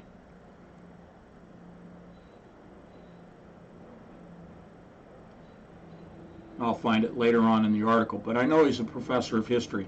So here's a professor of history who's presenting his vision, sounding very much like Google's Ray Kurzweil that I just cited earlier regarding the singularity, as Kurzweil calls it. This is his vision, and that is a future where humans and machines become one. So my question is, why would a professor of history be invited to Milan, Italy, to speak at the Fast Company European Innovation Festival? What are his credentials? Bottom line is, he's a Kabbalist. So what is Fast Company promoting at their European Innovation Festival? The Kabbalist agenda.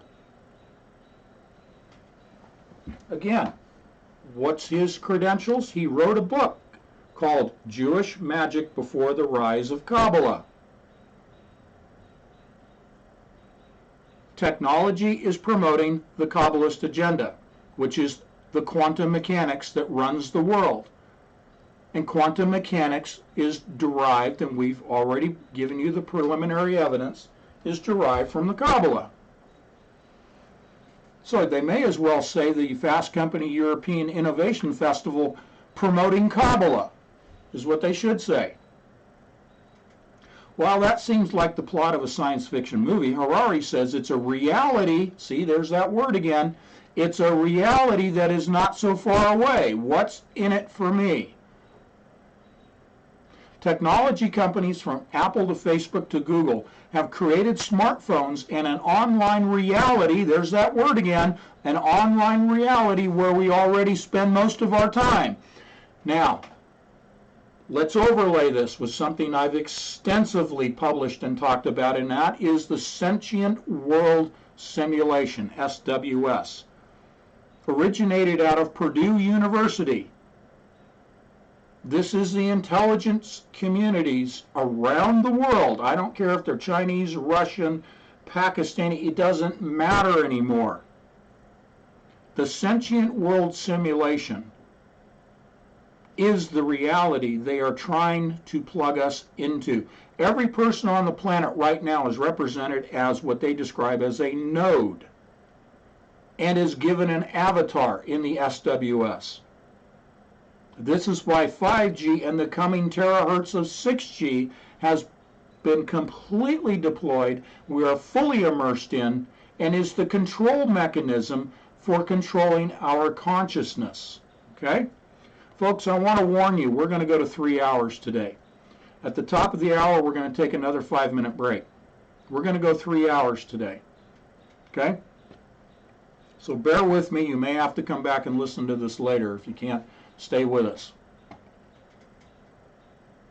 So, twice in one paragraph, the word reality. They are trying to suck you into a augmented reality by directly tapping into not just your brain, but your consciousness. And this is where we're going to go in the 3rd hour. Okay? The article, it's increasingly hard to tell where I end. This is Harari speaking. It is increasingly hard to tell where I end and where the computer begins, Harari says.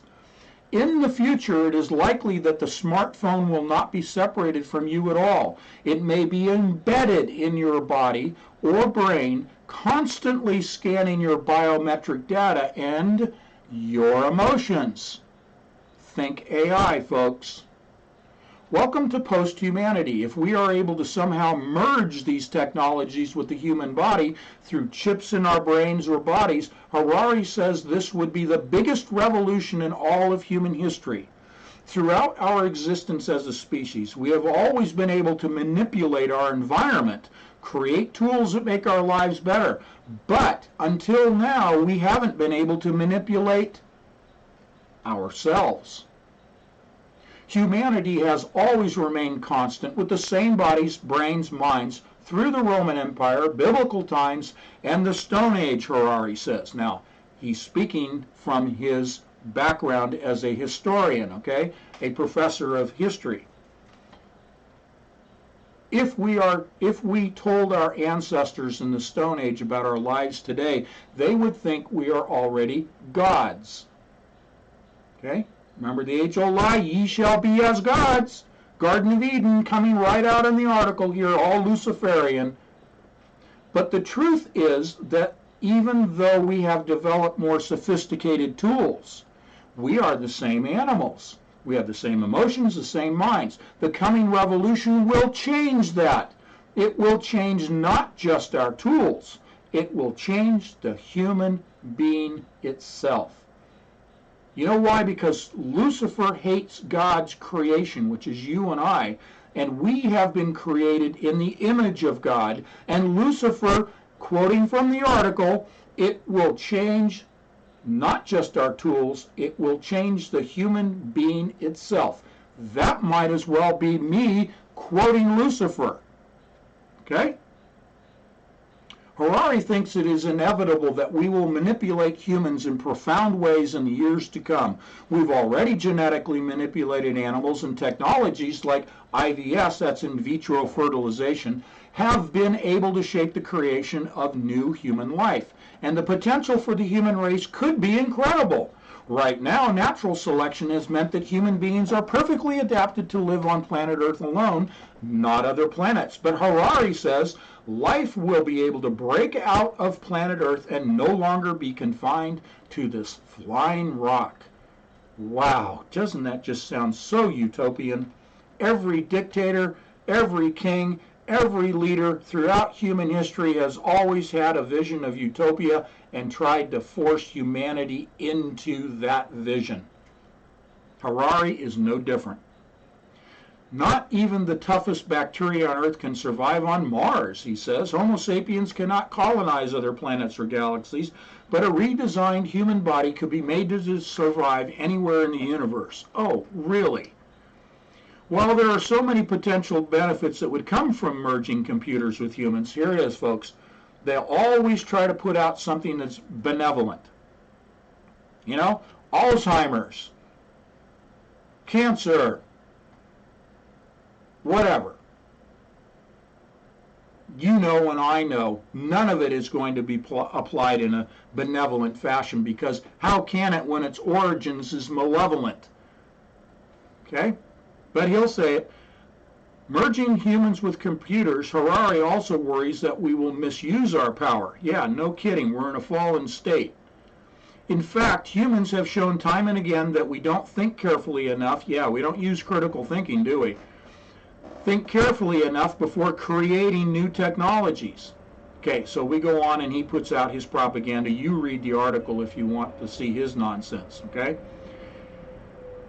All right, it says Harari is in regular talks with technologists. Really? Why are technologists even listening to a historian? They're not listening to him as a historian, they're listening to him because he's a Kabbalist. And he wrote a book on it, 500 pages promoting the Kabbalah. That's why he's in regular talks with technologists. Because the technologists, as I have said to you in so many live streams now, quantum mechanics, the heart of all technology, was developed by the Kabbalists, who infiltrated in the 1800s the scientific community of the time, infiltrated, step one, indoctrinated, step two, and step three, manipulated, now 3 and almost 4 generations of scientists into the mindset of viewing reality, examining the cosmos, developing technologies from those by way of the vision, the viewpoint, the philosophy, the theology driven by Lucifer, known as the Kabbalah. Plain and simple. So the Kabbalist is teaching. He's in regular talks with technologists. He's continuing the brainwashing. He's continuing step 3, the manipulation. I gave you 2 touch point examples from the Kabbalah, connecting it to quantum mechanics. Very simple example. In quantum mechanics, we have physicists that are known as theoretical physicists. And we have a second group that are known as experimental physicists. Those 2 groups are reflected in the Kabbalah. With the I always back it up. The theoretical is called the theoretical thinker in Kabbalah. The theoretical, the thinking Kabbalist. And the experimental physicist in the Kabbalah is known as the practical Kabbalist. Okay? Very simple to understand. The 2 groups by design are from the Kabbalah. It's not coincidence. This is not conjecture. There's much more I can elaborate on to present to that, but we're going to take a break here in a moment. Okay, so he is in regular talks with technologists. He recently had a discussion in a public forum with Mark Zuckerberg, for instance. He is concerned that many technological experts are more familiar with the technology than the other aspects of the human experiment. Okay? So, he is, in his manipulation, he is putting forth a benevolent discussion by sounding the warning, saying, hey, we need to look at this, as he says here. He urges them to think more holistically about these technologies and how they may be changing humans themselves. For instance, many platforms today, from Facebook to Google, are designed to, quote, capture and hijack human attention, Harari says. Now, we presented that last year in Entangled Magazine. This whole capturing the eyeballs and then manipulating by the release of endorphins when people get a like, when they get positive strokes from people on Facebook. There is a release of endorphins, the feel-good drug, within the brain. Thus, people are hooked, literally, on their endorphin releases. Facebook executives who blew the whistle on this, who left Facebook and blew the whistle, and we published all this in the magazine, in Entangled Magazine, admitting that in their discussions, they knew that this was going to lead to the hooking of people, literally, just like a drug dealer coming into a new area, a new population, and giving away the drugs of choice for free, hooking people, and then they're perpetual customers. The drug dealer scenario, the drug dealer template, is all over Facebook and social media. Okay?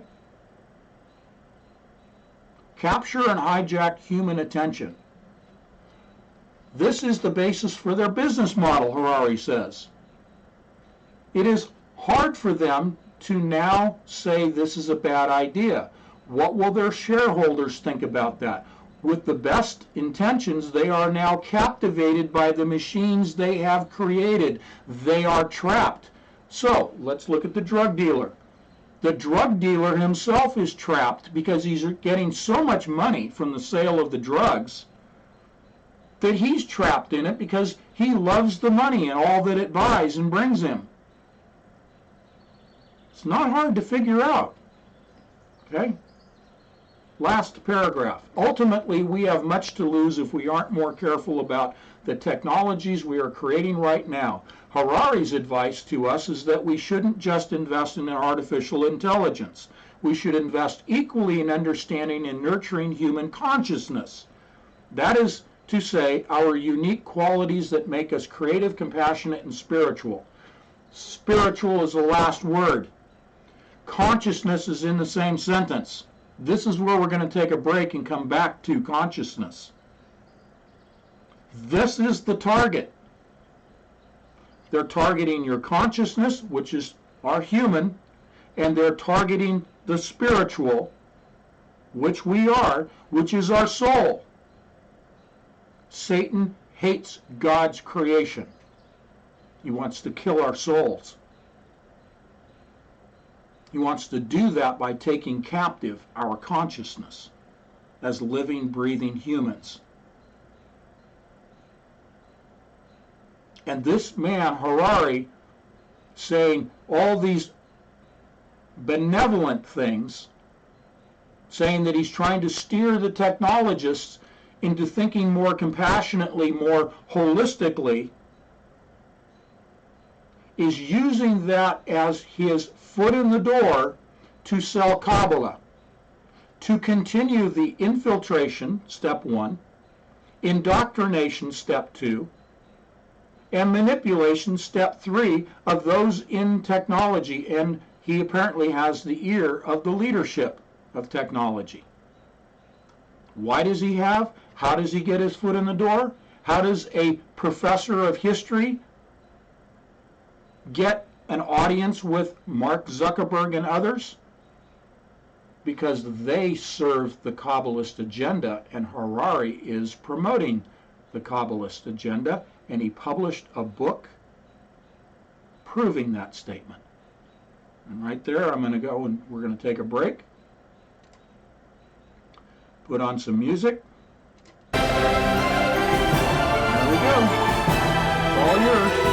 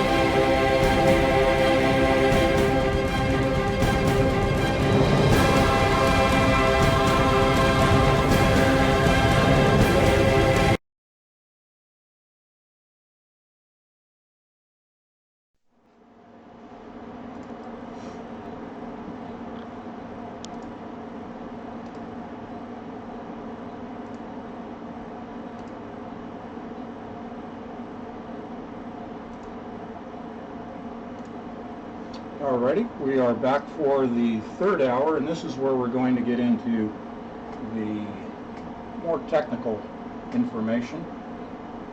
And let me know in the chat room if you can still hear me.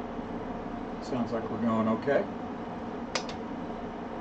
I thank you for staying with us for an extended live stream this afternoon. I was not planning to go 3 hours, but there's a lot to cover. And I don't mind spending the time, you know, 3 hours, the 2 hours just goes by in a blink for me, so 3 hours is really nothing for me to continue our conversation, and I just thank you for your time, and I know there are many that will have to listen to the third hour later, and that's okay, as long as the information gets out there, but this part is going to be more technical, a little bit of philosophical, as I said in the introduction, where I'm going to make some references to the July issue of Entangled magazine. If you want to have that out and in front of you, that's where the philosophical is going to come in. But we're going to delve into quantum number generation, okay, quantum probabilities, utilizing quantum chipsets to do that. And why is that even relevant to you and I? Again, just like the last article, reality, revising it continuously. That's what's going on in the entire world that we operate in. So, all right, let me start this third hour with kind of a bridge. I'd like to use just a little news brief for you that came in today from one of my news feeds. And this is regarding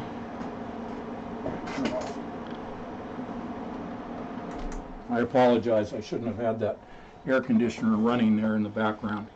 Let me just read this. Opening keynote, Alphabet Incorporated. For those of you who are not aware, Google changed its name to Alphabet, and I think that that really is just an insult to the general public calling themselves Alphabet, because we all have referred to the intelligence communities at large in the United States as the alphabet agencies, CIA, NSA, on down the list. And I already said today, as I have many times, that Google was founded by the intelligence community. So then they just go ahead and call themselves, they might as well just call themselves the intelligence company. Okay? Anyway, opening keynote, Alphabet Incorporated. For the first time, Alphabet Incorporated chairman and hardware luminary John L. Hennessy will give an in-depth keynote on the title, The End of Moore's Law, CPUs as We Know Them, and the Rise of Domain-Specific Architectures. Now, my job as a researcher and reporter is always to define, to put in context, to distill it down, make it understandable, make it palatable, make it relevant. So, let's break down the title.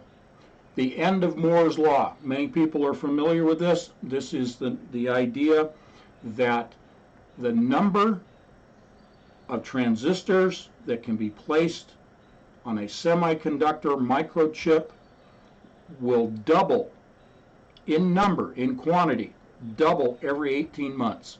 Moore's law basically is every 18 months you can double the number of transistors on a chip. Well, he's saying that that's at an end. I'll explain more of that in a second. CPUs, okay? Those are just computer processing units, central processing units. We have a personal computer in our homes. That's a central processing unit, CPU. It's an old term from when mainframe, computers were first put together. They had an internal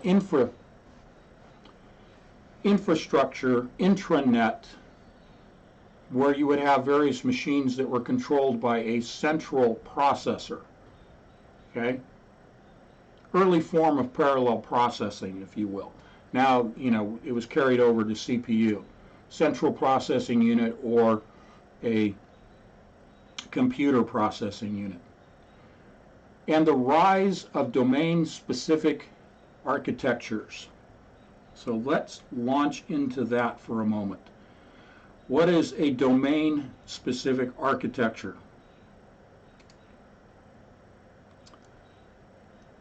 Domain-specific architecture, or modeling, DSM, is a software engineering methodology for designing and developing systems such as a computer software.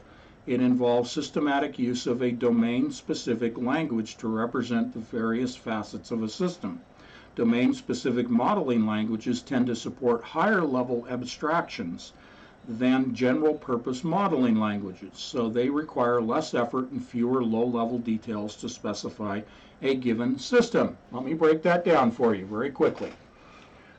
What they're doing is replacing transistors, okay, because Moore's law is coming to an end, and I'll define that a little more. Because Moore's law is coming to an end, they're shifting over to computer software to replace transistors by being very specific in the area, the domain, very specific targeted area for specific software to address. They're kind of breaking down a big problem into smaller problems, is what it means. But let's focus on the word abstractions, because this is going to take us into our further discussions for the balance of the hour. It says here, domain-specific modeling languages tend to support higher-level abstractions than general-purpose modeling languages. What this boils down to, and I'll get to abstraction and define it, what this boils down to is what I announced over a year ago, is that AI is self-programming. It is self-learning. Ever since over 2 years ago, when I first started talking about AlphaGo, the Chinese board game, and AI defeating the masters, the human masters in AlphaGo, I presented to you that AI, who defeated the human, was self-programming. It was learning from its mistakes. When we talk about recurrent neural networks, RNNs, and GANs, generative adversarial networks. These are systems that are self-learning, self-programming. They are talking in this description of domain-specific algorithms, domain-specific modeling. They're talking about AI stepping in to replace the transistors. AI that is specifically designed for an area, for a task, for a need, for a solution. AI that is specific to a need, that can program itself. And it is the software displacing the hardware. There's another thing that you need to bear in mind in this displacing of hardware. It is the replication of hardware within software itself. Okay? So you have a hard drive. Let me just make it very simple. You have a hard drive and it stores, it takes in and you can retrieve input, output on a hard drive. Well, you can replace the hardware of the hard drive with a software system that, and it is called in the trades, if you will, the emulation of hardware. Software that emulates a hardware function. Okay? This is an extension, this is an advancement of this emulation process, to the extent that you're not only replacing the hardware, you're replacing the actual processing unit, the chip itself, with a software program. And in order to advance that emulation and software process, AI steps in, which is self-learning, self-programming, self-emulating, whatever hardware it deems necessary to accomplish a specific task within a specific domain, domain-specific modeling, DSM. So let's look at the word abstractions in computer science. And what's relevant to you folks is that this is taking our reality and reconfiguring it. So think of the masters, think of the artistic masters that were involved in abstract art, be they statues, objects of art, or paintings, okay? Those artists saw reality differently than the average Joe Bag of Donuts walking down the street with a cup of coffee, okay? They presented their vision of reality as they saw it in their abstraction, in their distillation, in their redefining reality through their art, their expression, their emulation from their mind's software, their emulation as an artist of the reality that they were interfacing with, that they were detecting, that they were measuring, that they were quantifying. And all of that is going to be a little later in this presentation, okay? So abstraction is the revising of reality as the technologists acting as the artistic masters, the sculptors and the painters. You now have the replacement of the sculptor and the painter with the technologist creating their vision of reality, which is an abstraction, okay, and emulating it through software modeling within a domain.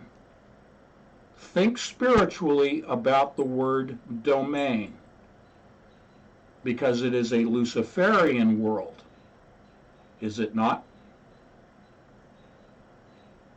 In software engineering and computer science, abstraction is defined as the following: the process of removing physical, spatial, or temporal details or attributes in the study of objects or systems in order to focus attention on details of higher importance.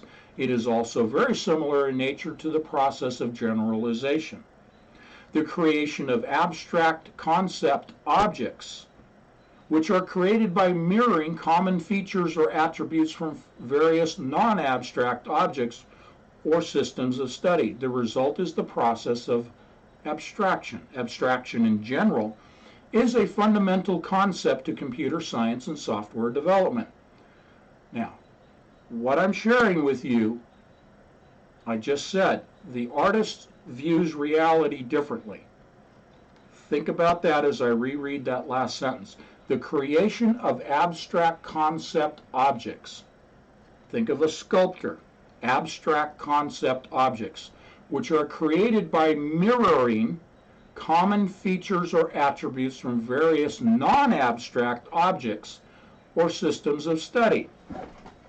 That means a sculptor looks at, let's say, a tree and decides to sculpt that tree in marble. So the non-abstract object is the tree, reality, and he or she creates an abstract concept of that object, how the artist interprets what he or she is seeing. This is where software driven by AI, driven by quantum computing, this is where the technologists are revising reality. They are deconstructing it and then reconstructing it in an abstraction, which is the revising. They are presenting to us in the sentient world simulation environment an augmented reality, itself an abstraction of God's original design. The singularity of Kurzweil, The merging of man and machine of Harari, the Kabbalist, is this whole thing of abstraction.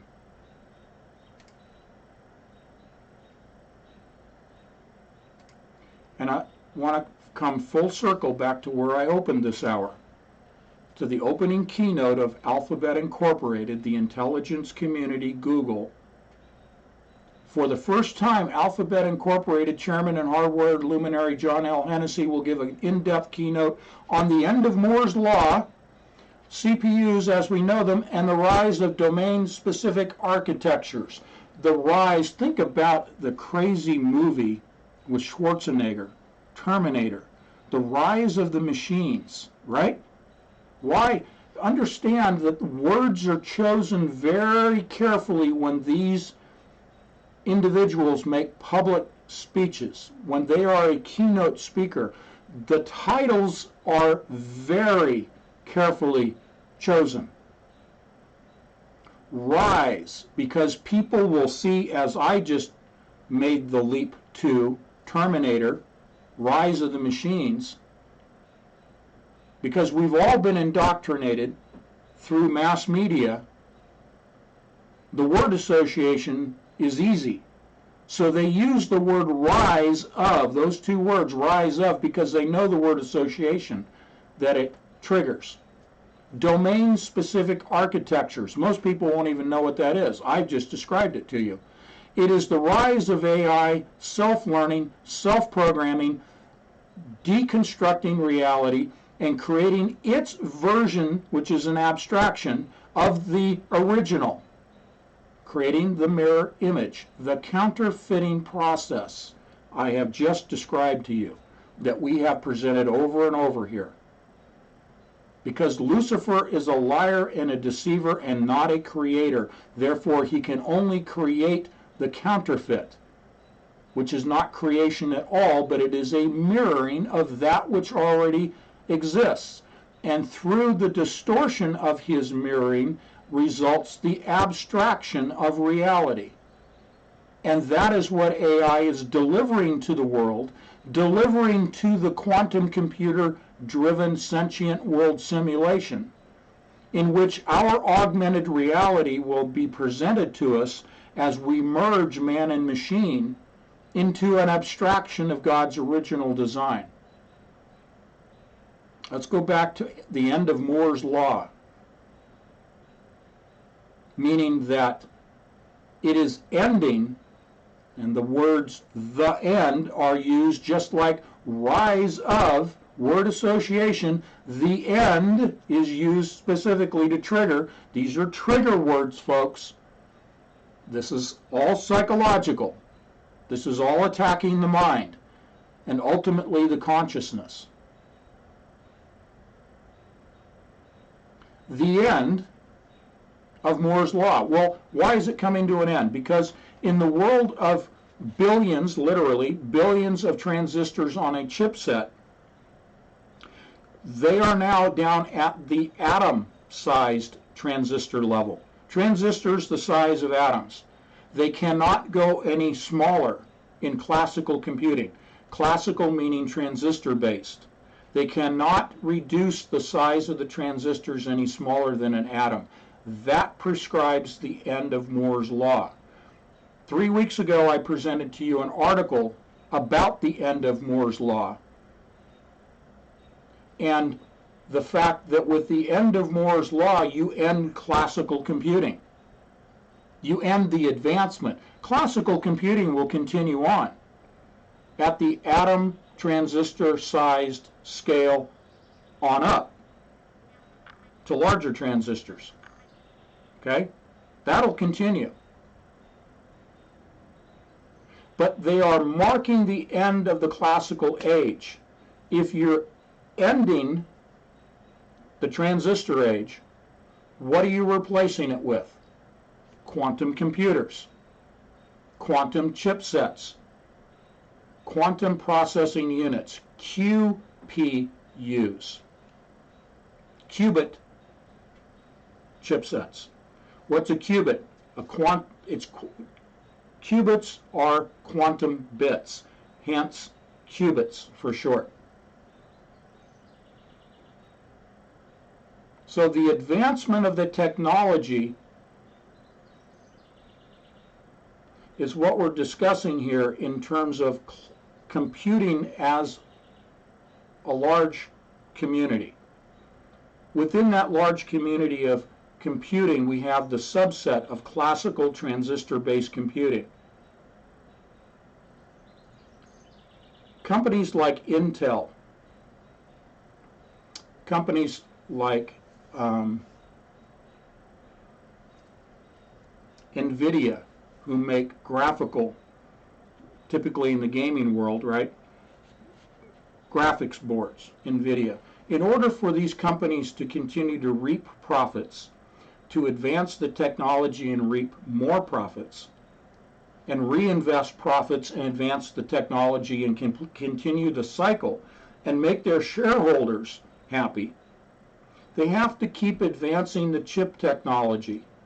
But now that's come to a stop. So what are companies like NVIDIA, Intel, etc., AMD, what are they going to do? And really, when you talk about transistor-based chipsets, the manufacturing in total, the manufacturing of the actual chipsets is only done by two companies, two locations in the entire world. And they do that for others. It's kind of a private labeling of the chipsets, okay? But that lithography, as it's known in the trades, that lithography cannot advance any further because it's down at the atomic level. So how do these companies survive? That's the big problem. And they've known about this for years. They've seen the endpoint to Moore's law for 20 years now. So this isn't a new issue that suddenly is confronting them. Where are they going? The rise of domain-specific architectures. They're going to software, emulating the chipset in code, replacing the transistors with code. And who's going to do this replacing? Not humans. Number one, the changeover in the industry must literally be overnight. Humans can't move that fast, but AI can.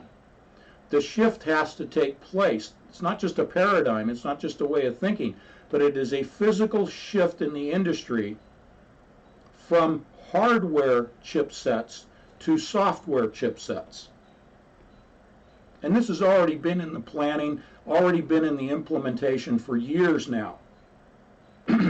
But to put it in sort of relative terms, when they throw the switch, it has to happen overnight. Now, let me share with you something parenthetically, just to kind of shift the tempo a little bit. Let me get a drink of tea here.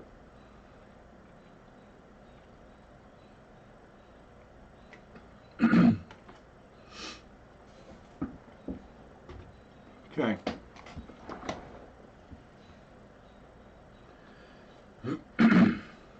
Here's the deal. I had a conversation with one of our patrons that is an engineer. I won't say what kind, I won't say his name, won't say where he works, none of that kind of stuff. Just trust me, I had a conversation with an engineer that I have a lot of conversations with. We speak a common language. I asked him to do a search, and I won't reveal the nature of the search because I don't want to give this away. But I asked him to do a specific patent search for me because he has access to that type of database. And he's very adept at it. He can do it much faster than I can, and he was happy to do it. But I gave him a design for a new computer that could use atomic scale transistors in a specific configuration. Not that I want to promote the B system. Let me emphasize that. This was more of a experimental physicist sort of scenario. Excuse me, not experimental. That's building the hardware. Theoretical. Theoretical.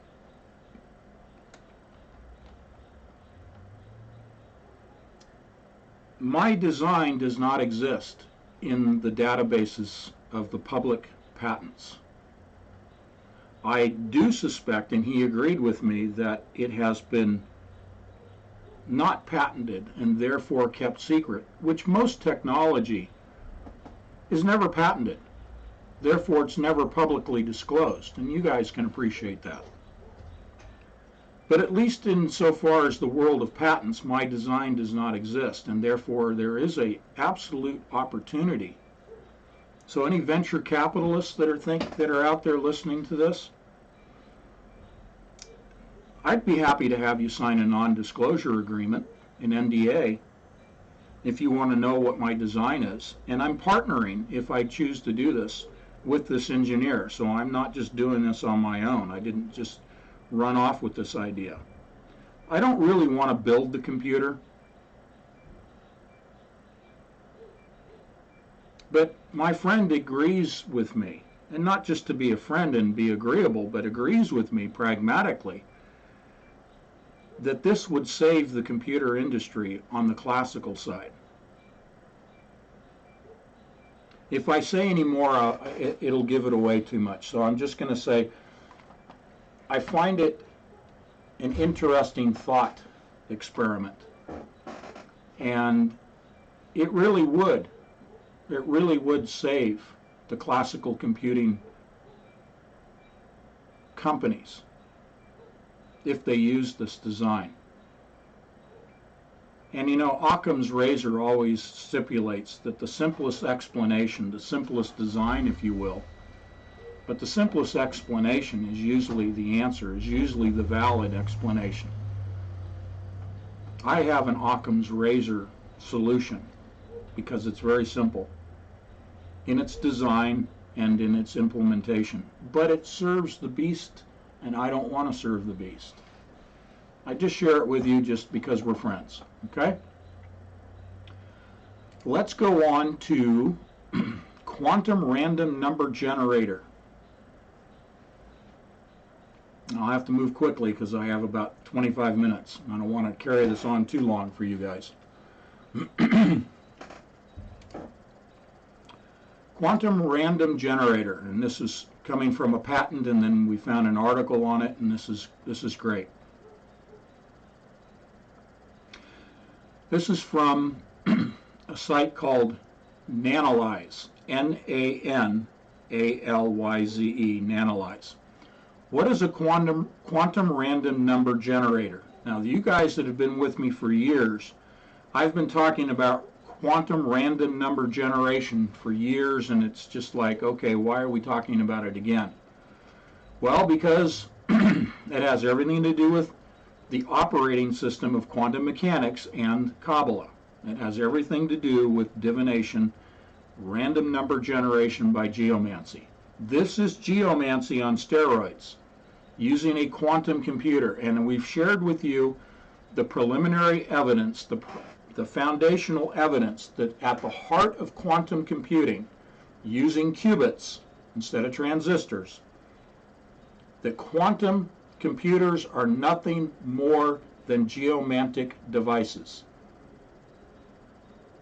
The software of quantum computing, I don't care what quantum computer is made by who, they all use combinatorial optimization as their programming. That is based on geomancy. Geomancy is random number generation. If you didn't believe me before, I hope you will believe me now, because here's this article. What is a quantum random number generator? QRNG. If you take a programming class that actually makes you sling some code, the article says, you've probably come across the need to generate random numbers for some purpose. Sure, you can use the RAND software function, and that will probably work just fine. While software can be used to generate random numbers, incredibly, it can never do so without demonstrating a pattern. You should have alarm bells going off, folks. Incredibly, it can never do so without demonstrating a pattern. There is a very cool statistical test suite called the die-hard tests, which you can use to determine if a number is truly, emphasis is truly random. This is where we're going, folks. The question is the number truly random? That sounds bizarre, but I'll break it down for you. This affects our reality. This is where Aristotle and Plato had their debates. If a number is truly random, you can see output below from a software-generated random number and a quantum random number generator. So if you look at this article, you'll see two different images side by side.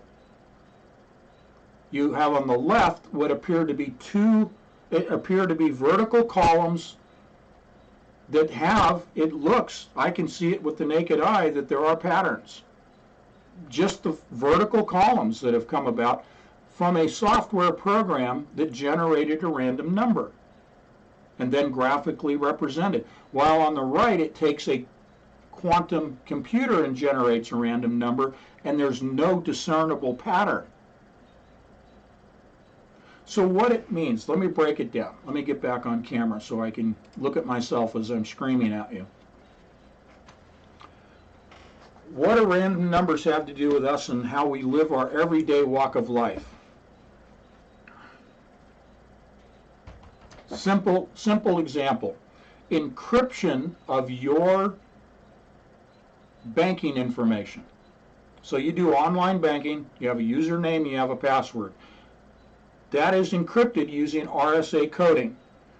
And they encrypt it typically 256 to 2048 to 4096, depending on how intensive, how sophisticated the encryption system is. We've talked about encryption before.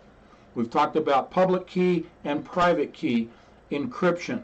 You need a key to encrypt the information, make it secret, and then to decode it, to uncrypt it, decrypt it at the other end so you can read it. Okay? In order to take your banking information or your username and password, wherever it is, and protect that, it is then broken down and placed in a environment in which there's no discernible pattern. We have talked in the last 3 issues of Entangled magazine about patterns. We've talked about using AI to recognize patterns. The simplest example is facial recognition, but this is so far beyond facial recognition and letter and number recognition. Don't even pay attention to that stuff anymore. We're talking about AI discovering patterns in data, producing probabilities, producing models, discoverable patterns that I've called the golden nuggets of patterns that are buried in a plethora of incoming data, making sense of the data coming in from the Internet of all things. Otherwise, not being able to see a pattern, it's assumed that it is random, that there's nothing there to see. But if you have an AI software system that is sophisticated enough to recognize a pattern of numbers that a lesser system would just see as chaos, would see it as random numbers, random points of data. A lesser system would not see the patterns and therefore could not discover the message. Couldn't find your username and password. But if you had an AI system driven by quantum computing that could run millions and then billions and then trillions of trial and error, what is often called the hammer approach or the hard approach in cryptography, running possibilities, probabilities, so fast, faster than any classical supercomputer could possibly do in thousands of years of iterations, of trial and error, doing it at the speed of light, literally, because these are photon-based quantum chipsets. We're not talking about electrons anymore. We are talking about photons, so moving at the speed of light. When they say calculations, they really mean trial and error, iterations, trying the combinations, just like spinning the dial on a safe. Combination after combination. This is how AI won against the human masters in AlphaGo, is before it made its next move on the board, it would try different patterns of moves and then execute. This is how you break down codes. This is how a quantum computer can defeat all RSA coding today. What does it mean to you and me? It means that there is no form of data in the world that cannot be decrypted by a quantum computer. Now, I can be more specific on the computer and the hardware side, but I don't have much time left here today. And most of that you've heard me talk about before. So, we are talking about discovering patterns using quantum computers. The prototypes at D-Wave Systems for their first quantum computers, before they even sold their first commercial model, which was a 128 qubit model, they proved with their prototypes that they could discover the patterns. They could break down Shor's algorithm 2048 and 4096. We've talked about that forever and ever and a day. What I'm saying here is, can you really, and this leads us into philosophy, can you really produce a number that is truly random? Let's call it a pattern of numbers, not just one number. Let's talk about a pattern of numbers, a small group of numbers. Can you actually encrypt a message using a set of numbers that no machine can discover that pattern of numbers? Is that pattern truly random? Is it so random that even a quantum computer could not discover that pattern? Okay? That's the question.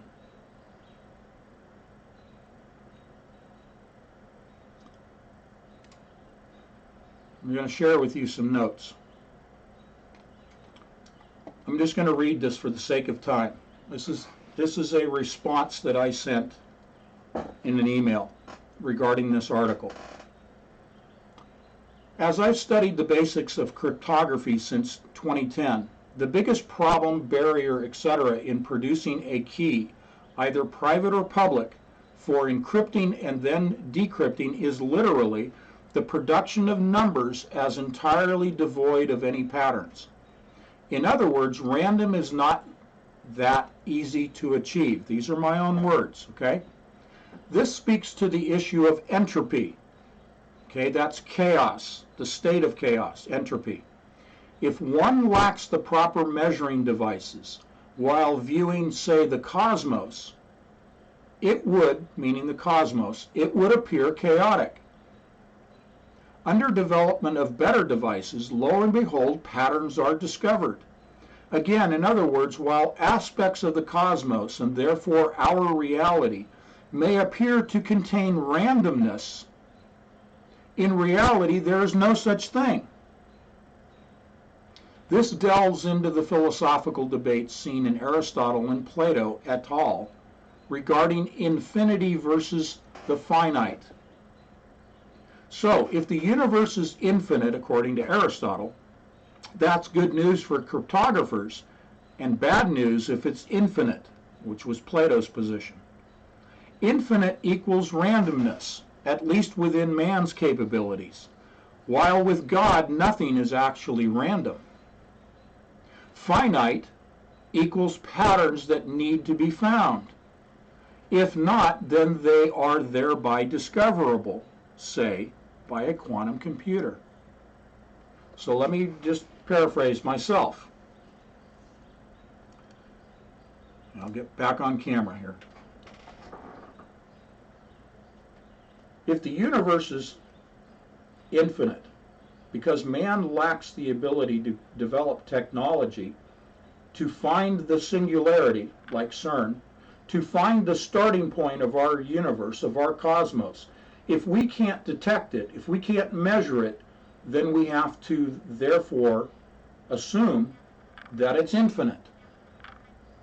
If it's infinite, that means you can discover things that are truly random in the cosmos. If you can discover things that are truly random in the cosmos, that means that mathematically, because we use math to describe scientifically the cosmos, to describe reality, we use math.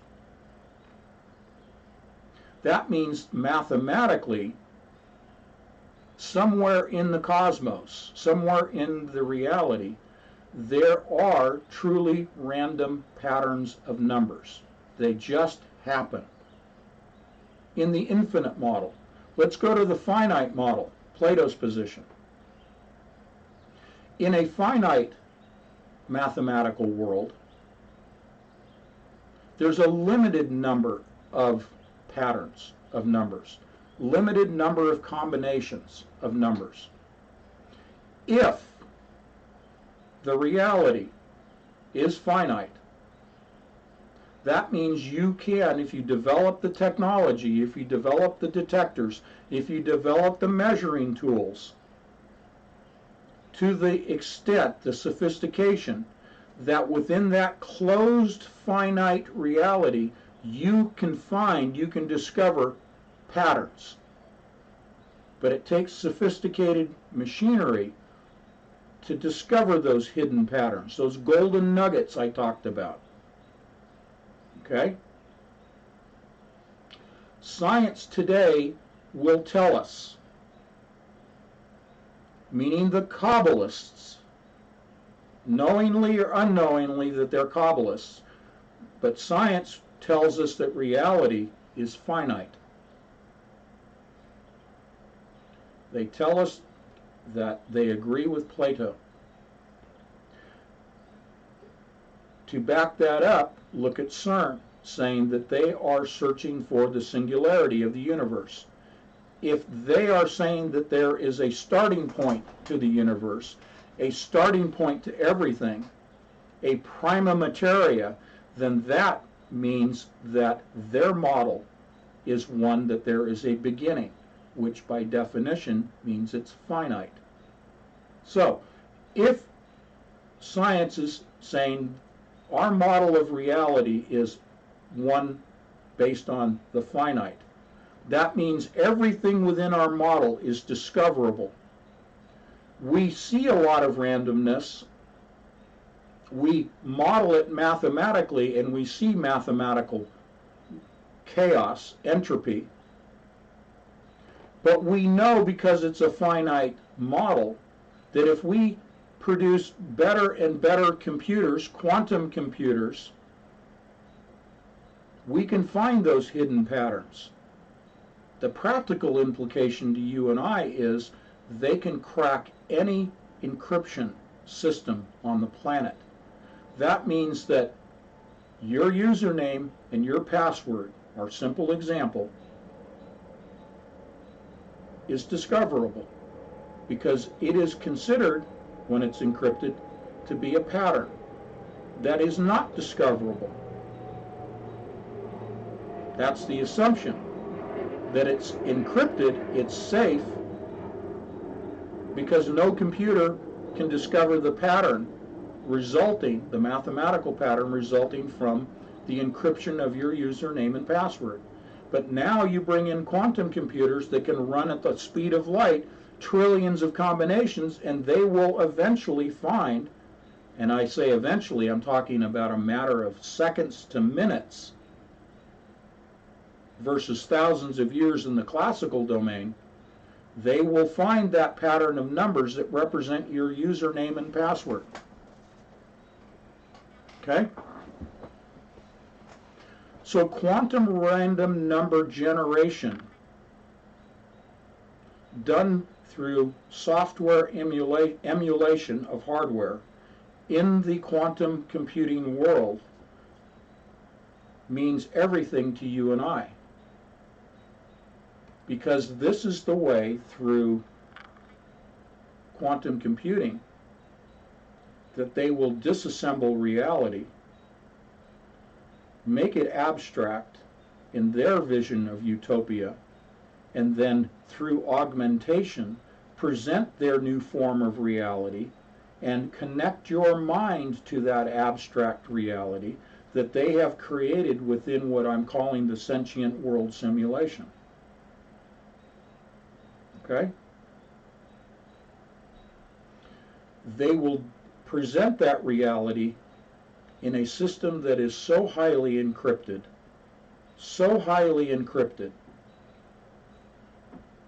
cannot be broken by a classical supercomputer, so highly encrypted that unless you have the specific quantum computer that generated the key, the private key that encrypted the information about you, all of your data, about reality. They want to call it a holographic reality. They want to call it a computer simulation because they're in a finite model of the cosmos, finite model of reality. All of their technology is built on the finite model. They will encrypt everything about you, all of your data, everything, placing it in the blockchain environment.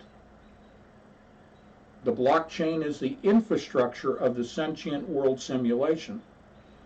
And it is touted, blockchain, by the promoters as decentralized and unhackable, when in fact, because of quantum computing doing the encryption, quantum computing providing the encryption of blockchain, it is centralized into a central quantum computing system. That unless you have the identical quantum computer that produced the private key, it's unhackable. So it's both decentralized of the records being multiplied, replicated across servers in blockchain, but centralized by way of the encryption of quantum computing. And the centralization, the coding, is by random number generation by the quantum computer itself.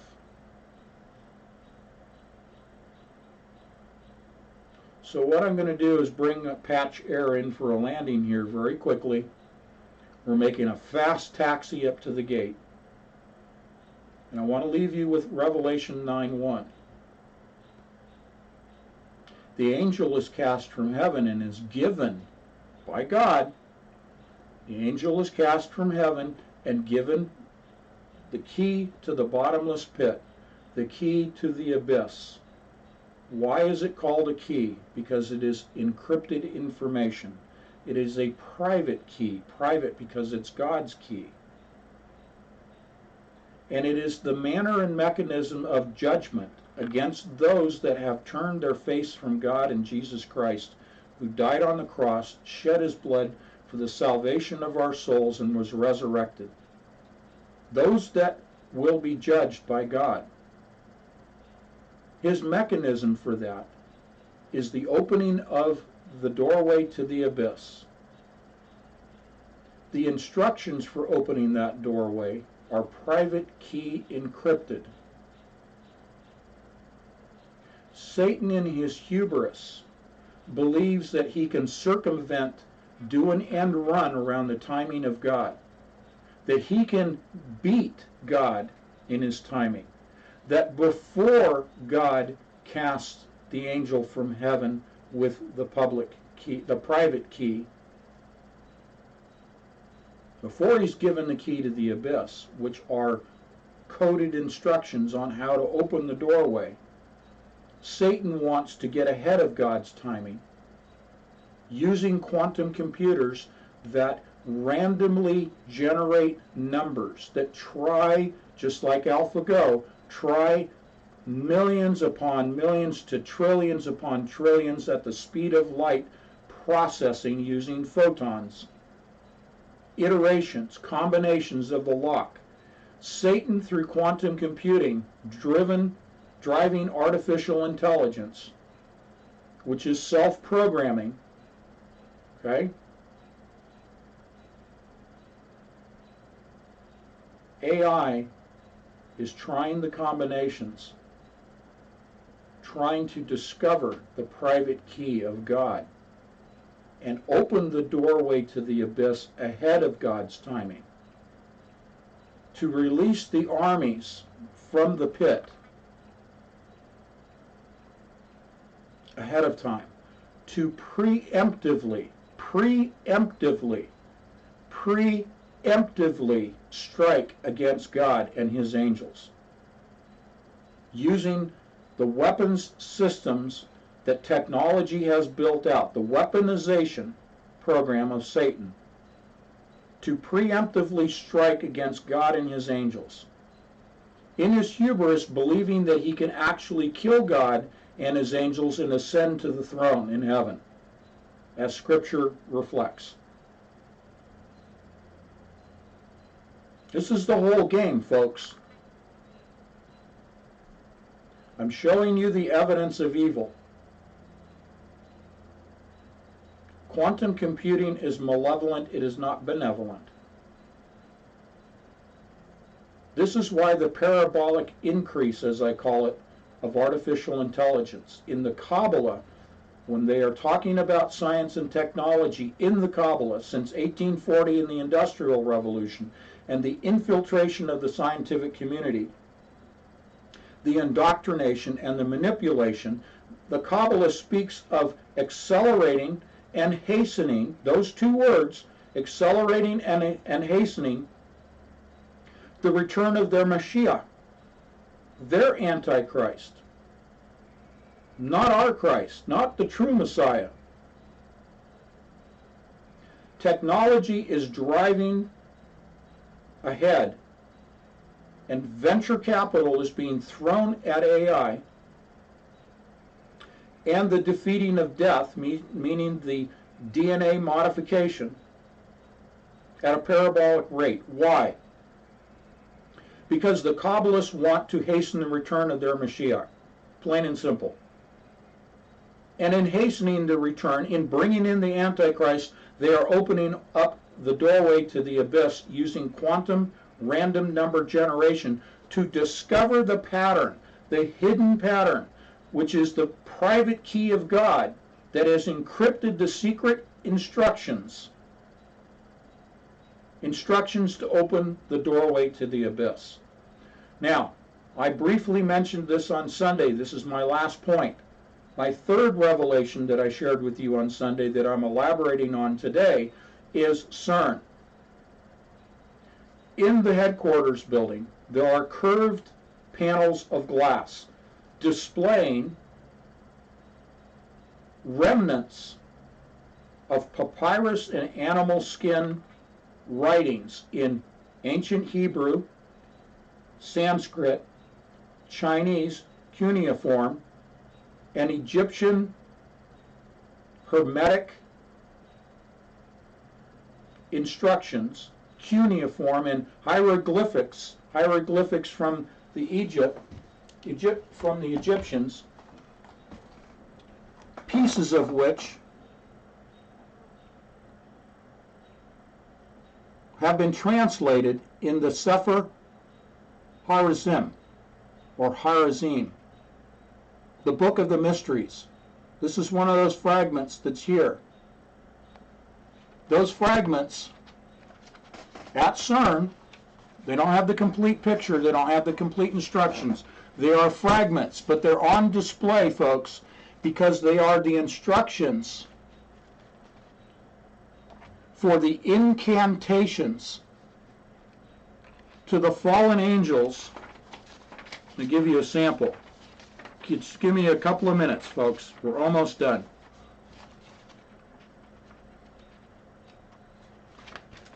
I showed you this on Sunday. Those spell out the names of angels, fallen angels. Those are the algorithms of AI. Look at Boltzmann machine random number generation as one example. Okay? AI, algorithms of AI, self-generating code, spell out the names of fallen angels.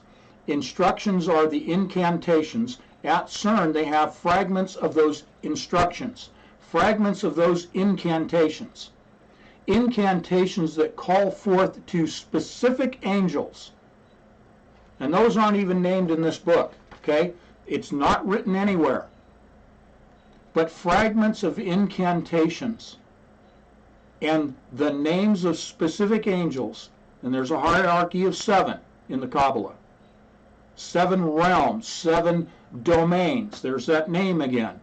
7 domains, the 7th is the heavenly. They are called realms, but domains in the Kabbalah, realms. What they're seeking through these random number generations, yes, is the key. But they have to know the specific names of specific fallen angels that have dominion, that have power over specific physical locations on the planet. It's right in here. It's in many other books on the Kabbalah and the fallen angels.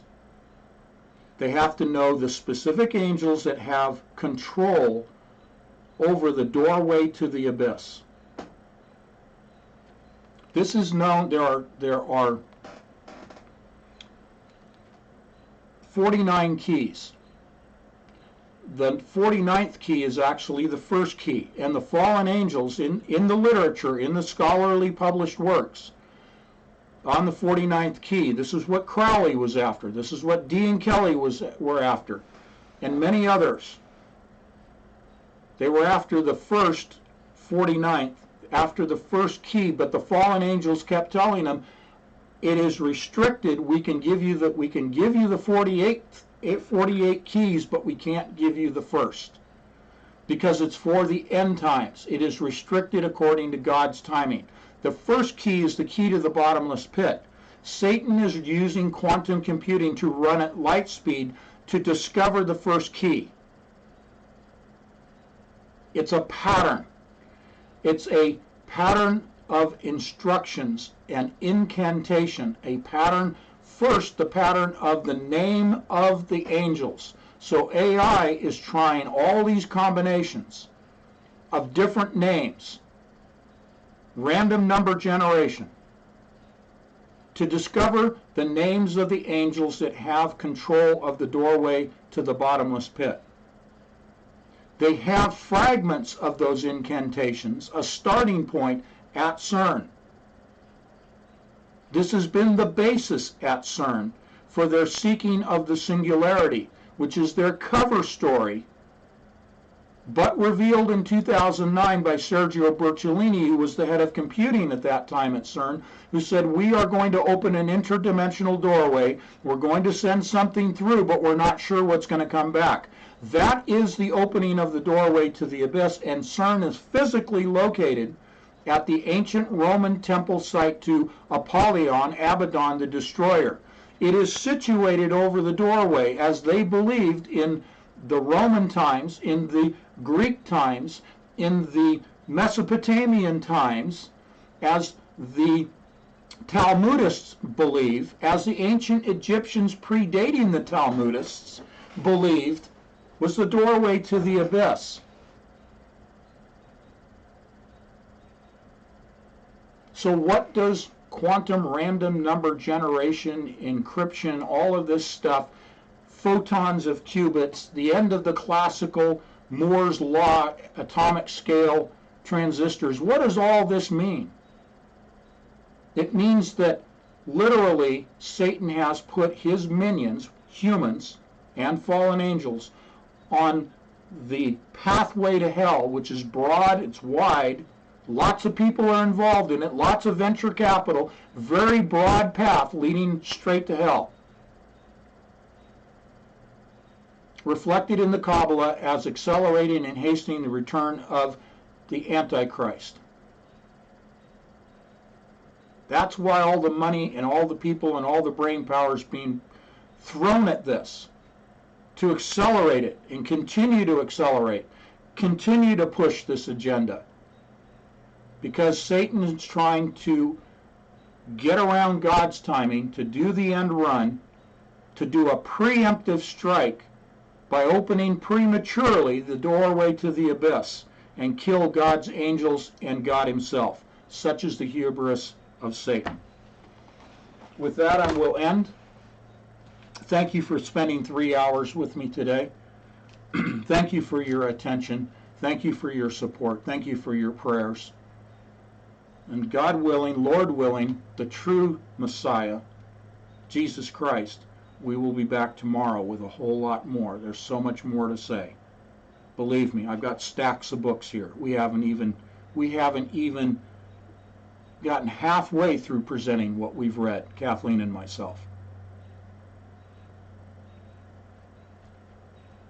God bless you. Read Galatians. Read Galatians. And read Deuteronomy. Talk to you tomorrow. Bye-bye.